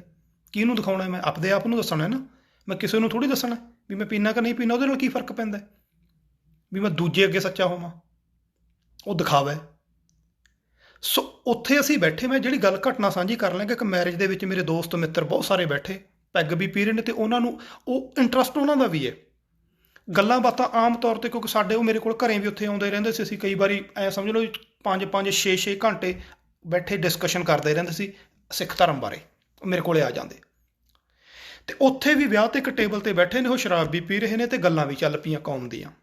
ਹੁਣ ਜੇ ਆਮ ਤੌਰ 'ਤੇ ਬੰਦਾ ਇਹ ਕਹੂਗਾ, ਲੈ ਦਾਰੂ ਪੀ ਕੇ ਗੱਲਾਂ ਕਹੀ ਜਿਹੀਆਂ ਕਰ ਰਹੇ ਨੇ, ਗੁਰਮਤਿ ਦੀ ਗੱਲ ਕਰ ਰਹੇ ਨੇ, ਸਿੱਖੀ ਦੀ ਗੱਲ ਕਰ ਰਹੇ ਨੇ, ਪੀ ਰਹੇ ਦਾਰੂ ਨੇ। ਮੈਂ ਆਪਦਾ ਮੈਸੇਜ ਦੇ ਰਿਹਾ ਸੀ, ਉਹ ਮੇਰੇ ਤੋਂ ਪੁੱਛ ਰਹੇ ਤੇ, ਗੱਲਾਂ ਚੱਲ ਰਹੀਆਂ। ਉੱਥੇ ਮੈਂ ਜਰਨਲ ਜ਼ੋਰਾਵਰ ਸਿੰਘ ਦੀ ਗੱਲ ਸੁਣਾਈ, ਅਤੇ 1-2 ਘਟਨਾਵਾਂ ਹੋਰ ਸੁਣਾਈਆਂ ਉਹਨਾਂ ਨੂੰ। ਗੱਲ ਆਈ ਗਈ ਹੋਗੀ। ਹੁਣ ਮੈਨੂੰ ਨਹੀਂ ਪਤਾ ਸੀ ਉਹ ਮੈਸੇਜ ਦਾ ਵੀ ਜਾ ਕੀ ਰਿਹਾ ਅਤੇ ਕਿੱਦਾਂ ਜਾ ਰਿਹਾ। ਮੈਂ ਜਿਹੜੀ ਤੁਹਾਨੂੰ ਮੈਸੇਜ ਦੱਸ ਰਿਹਾ ਵੀ ਕਈ ਵਾਰੀ ਕਿਵੇਂ ਜਾਂਦਾ। ਅਗਲੇ ਦਿਨ ਮੈਨੂੰ 2 ਦੋਸਤਾਂ ਦਾ ਉਹਨਾਂ 'ਚੋਂ ਫੋਨ ਆਇਆ, ਬਾਈ ਜੀ ਕਹਿੰਦੇ ਤੁਹਾਡੀਆਂ ਜਿਹੜੀਆਂ ਗੱਲਾਂ ਦੱਸੀਆਂ ਹੋਈਆਂ ਸੀ ਨਾ, ਅੱਜ ਸਕੂਲ 'ਚ ਸੁਣਾਈਆਂ ਨੇ, ਕਿਉਂਕਿ ਅਸੀਂ ਟੀਚਰ ਹਾਂ। ਕਹਿੰਦੇ ਮੈਂ 10ਵੀਂ ਦੀ ਕਲਾਸ ਨੂੰ ਔਰ +2 ਦੀ ਕਲਾਸ ਨੂੰ ਉਹ ਜਰਨਲ ਜ਼ੋਰਾਵਰ ਸਿੰਘ ਦੀ ਗੱਲ ਸੁਣਾਈ ਬੱਚਿਆਂ ਨੂੰ, ਅਤੇ ਨਾਲ ਕਹਿੰਦਾ ਦੂਜੀਆਂ ਜਿਹੜੀਆਂ ਸ਼ੇਰਾਂ ਦੇ ਸ਼ਿਕਾਰ ਵਾਲੀਆਂ ਮੈਂ ਗੱਲਾਂ ਸੁਣਾਈਆਂ ਸੀ ਉਹ ਸੁਣਾਈਆਂ। ਹੁਣ ਗੱਲ ਦੇਖੋ ਤੁਰੀ ਕਿੱਥੋਂ ਅਤੇ ਮੈਸੇਜ ਕਿੱਥੇ ਪਹੁੰਚ ਗਿਆ। ਆਪਾਂ ਜੇ ਉੱਥੇ ਦੇਖੀ ਜਾਂਦੇ ਵੀ ਇੱਥੇ ਦਾਰੂ ਹੈ, ਠੀਕ ਹੈ ਦਾਰੂ ਸੀ, ਪਰ ਉੱਥੋਂ ਚੱਲਿਆ ਹੋਇਆ ਮੈਸੇਜ ਪਹੁੰਚਿਆ ਸਕੂਲ ਦੇ ਵਿੱਚ ਉਹਨਾਂ ਬੱਚਿਆਂ ਕੋਲੇ, ਮੈਨੂੰ ਪਤਾ ਵੀ ਨਹੀਂ। ਗੱਲ ਇਹ ਹੈ ਕਿ ਤੁਸੀਂ ਆਪਣੀ ਗੱਲ ਨੂੰ ਕਿਵੇਂ ਪਹੁੰਚਾ ਰਹੇ ਹੋ ਕਿਸੇ ਲੋਕਾਂ ਤੱਕ, ਕਿਹਦੇ ਥਰੂ ਪਹੁੰਚਾ ਰਹੇ ਹੋ, ਮਾਇਨਾ ਇਹ ਨਹੀਂ ਰੱਖਦਾ।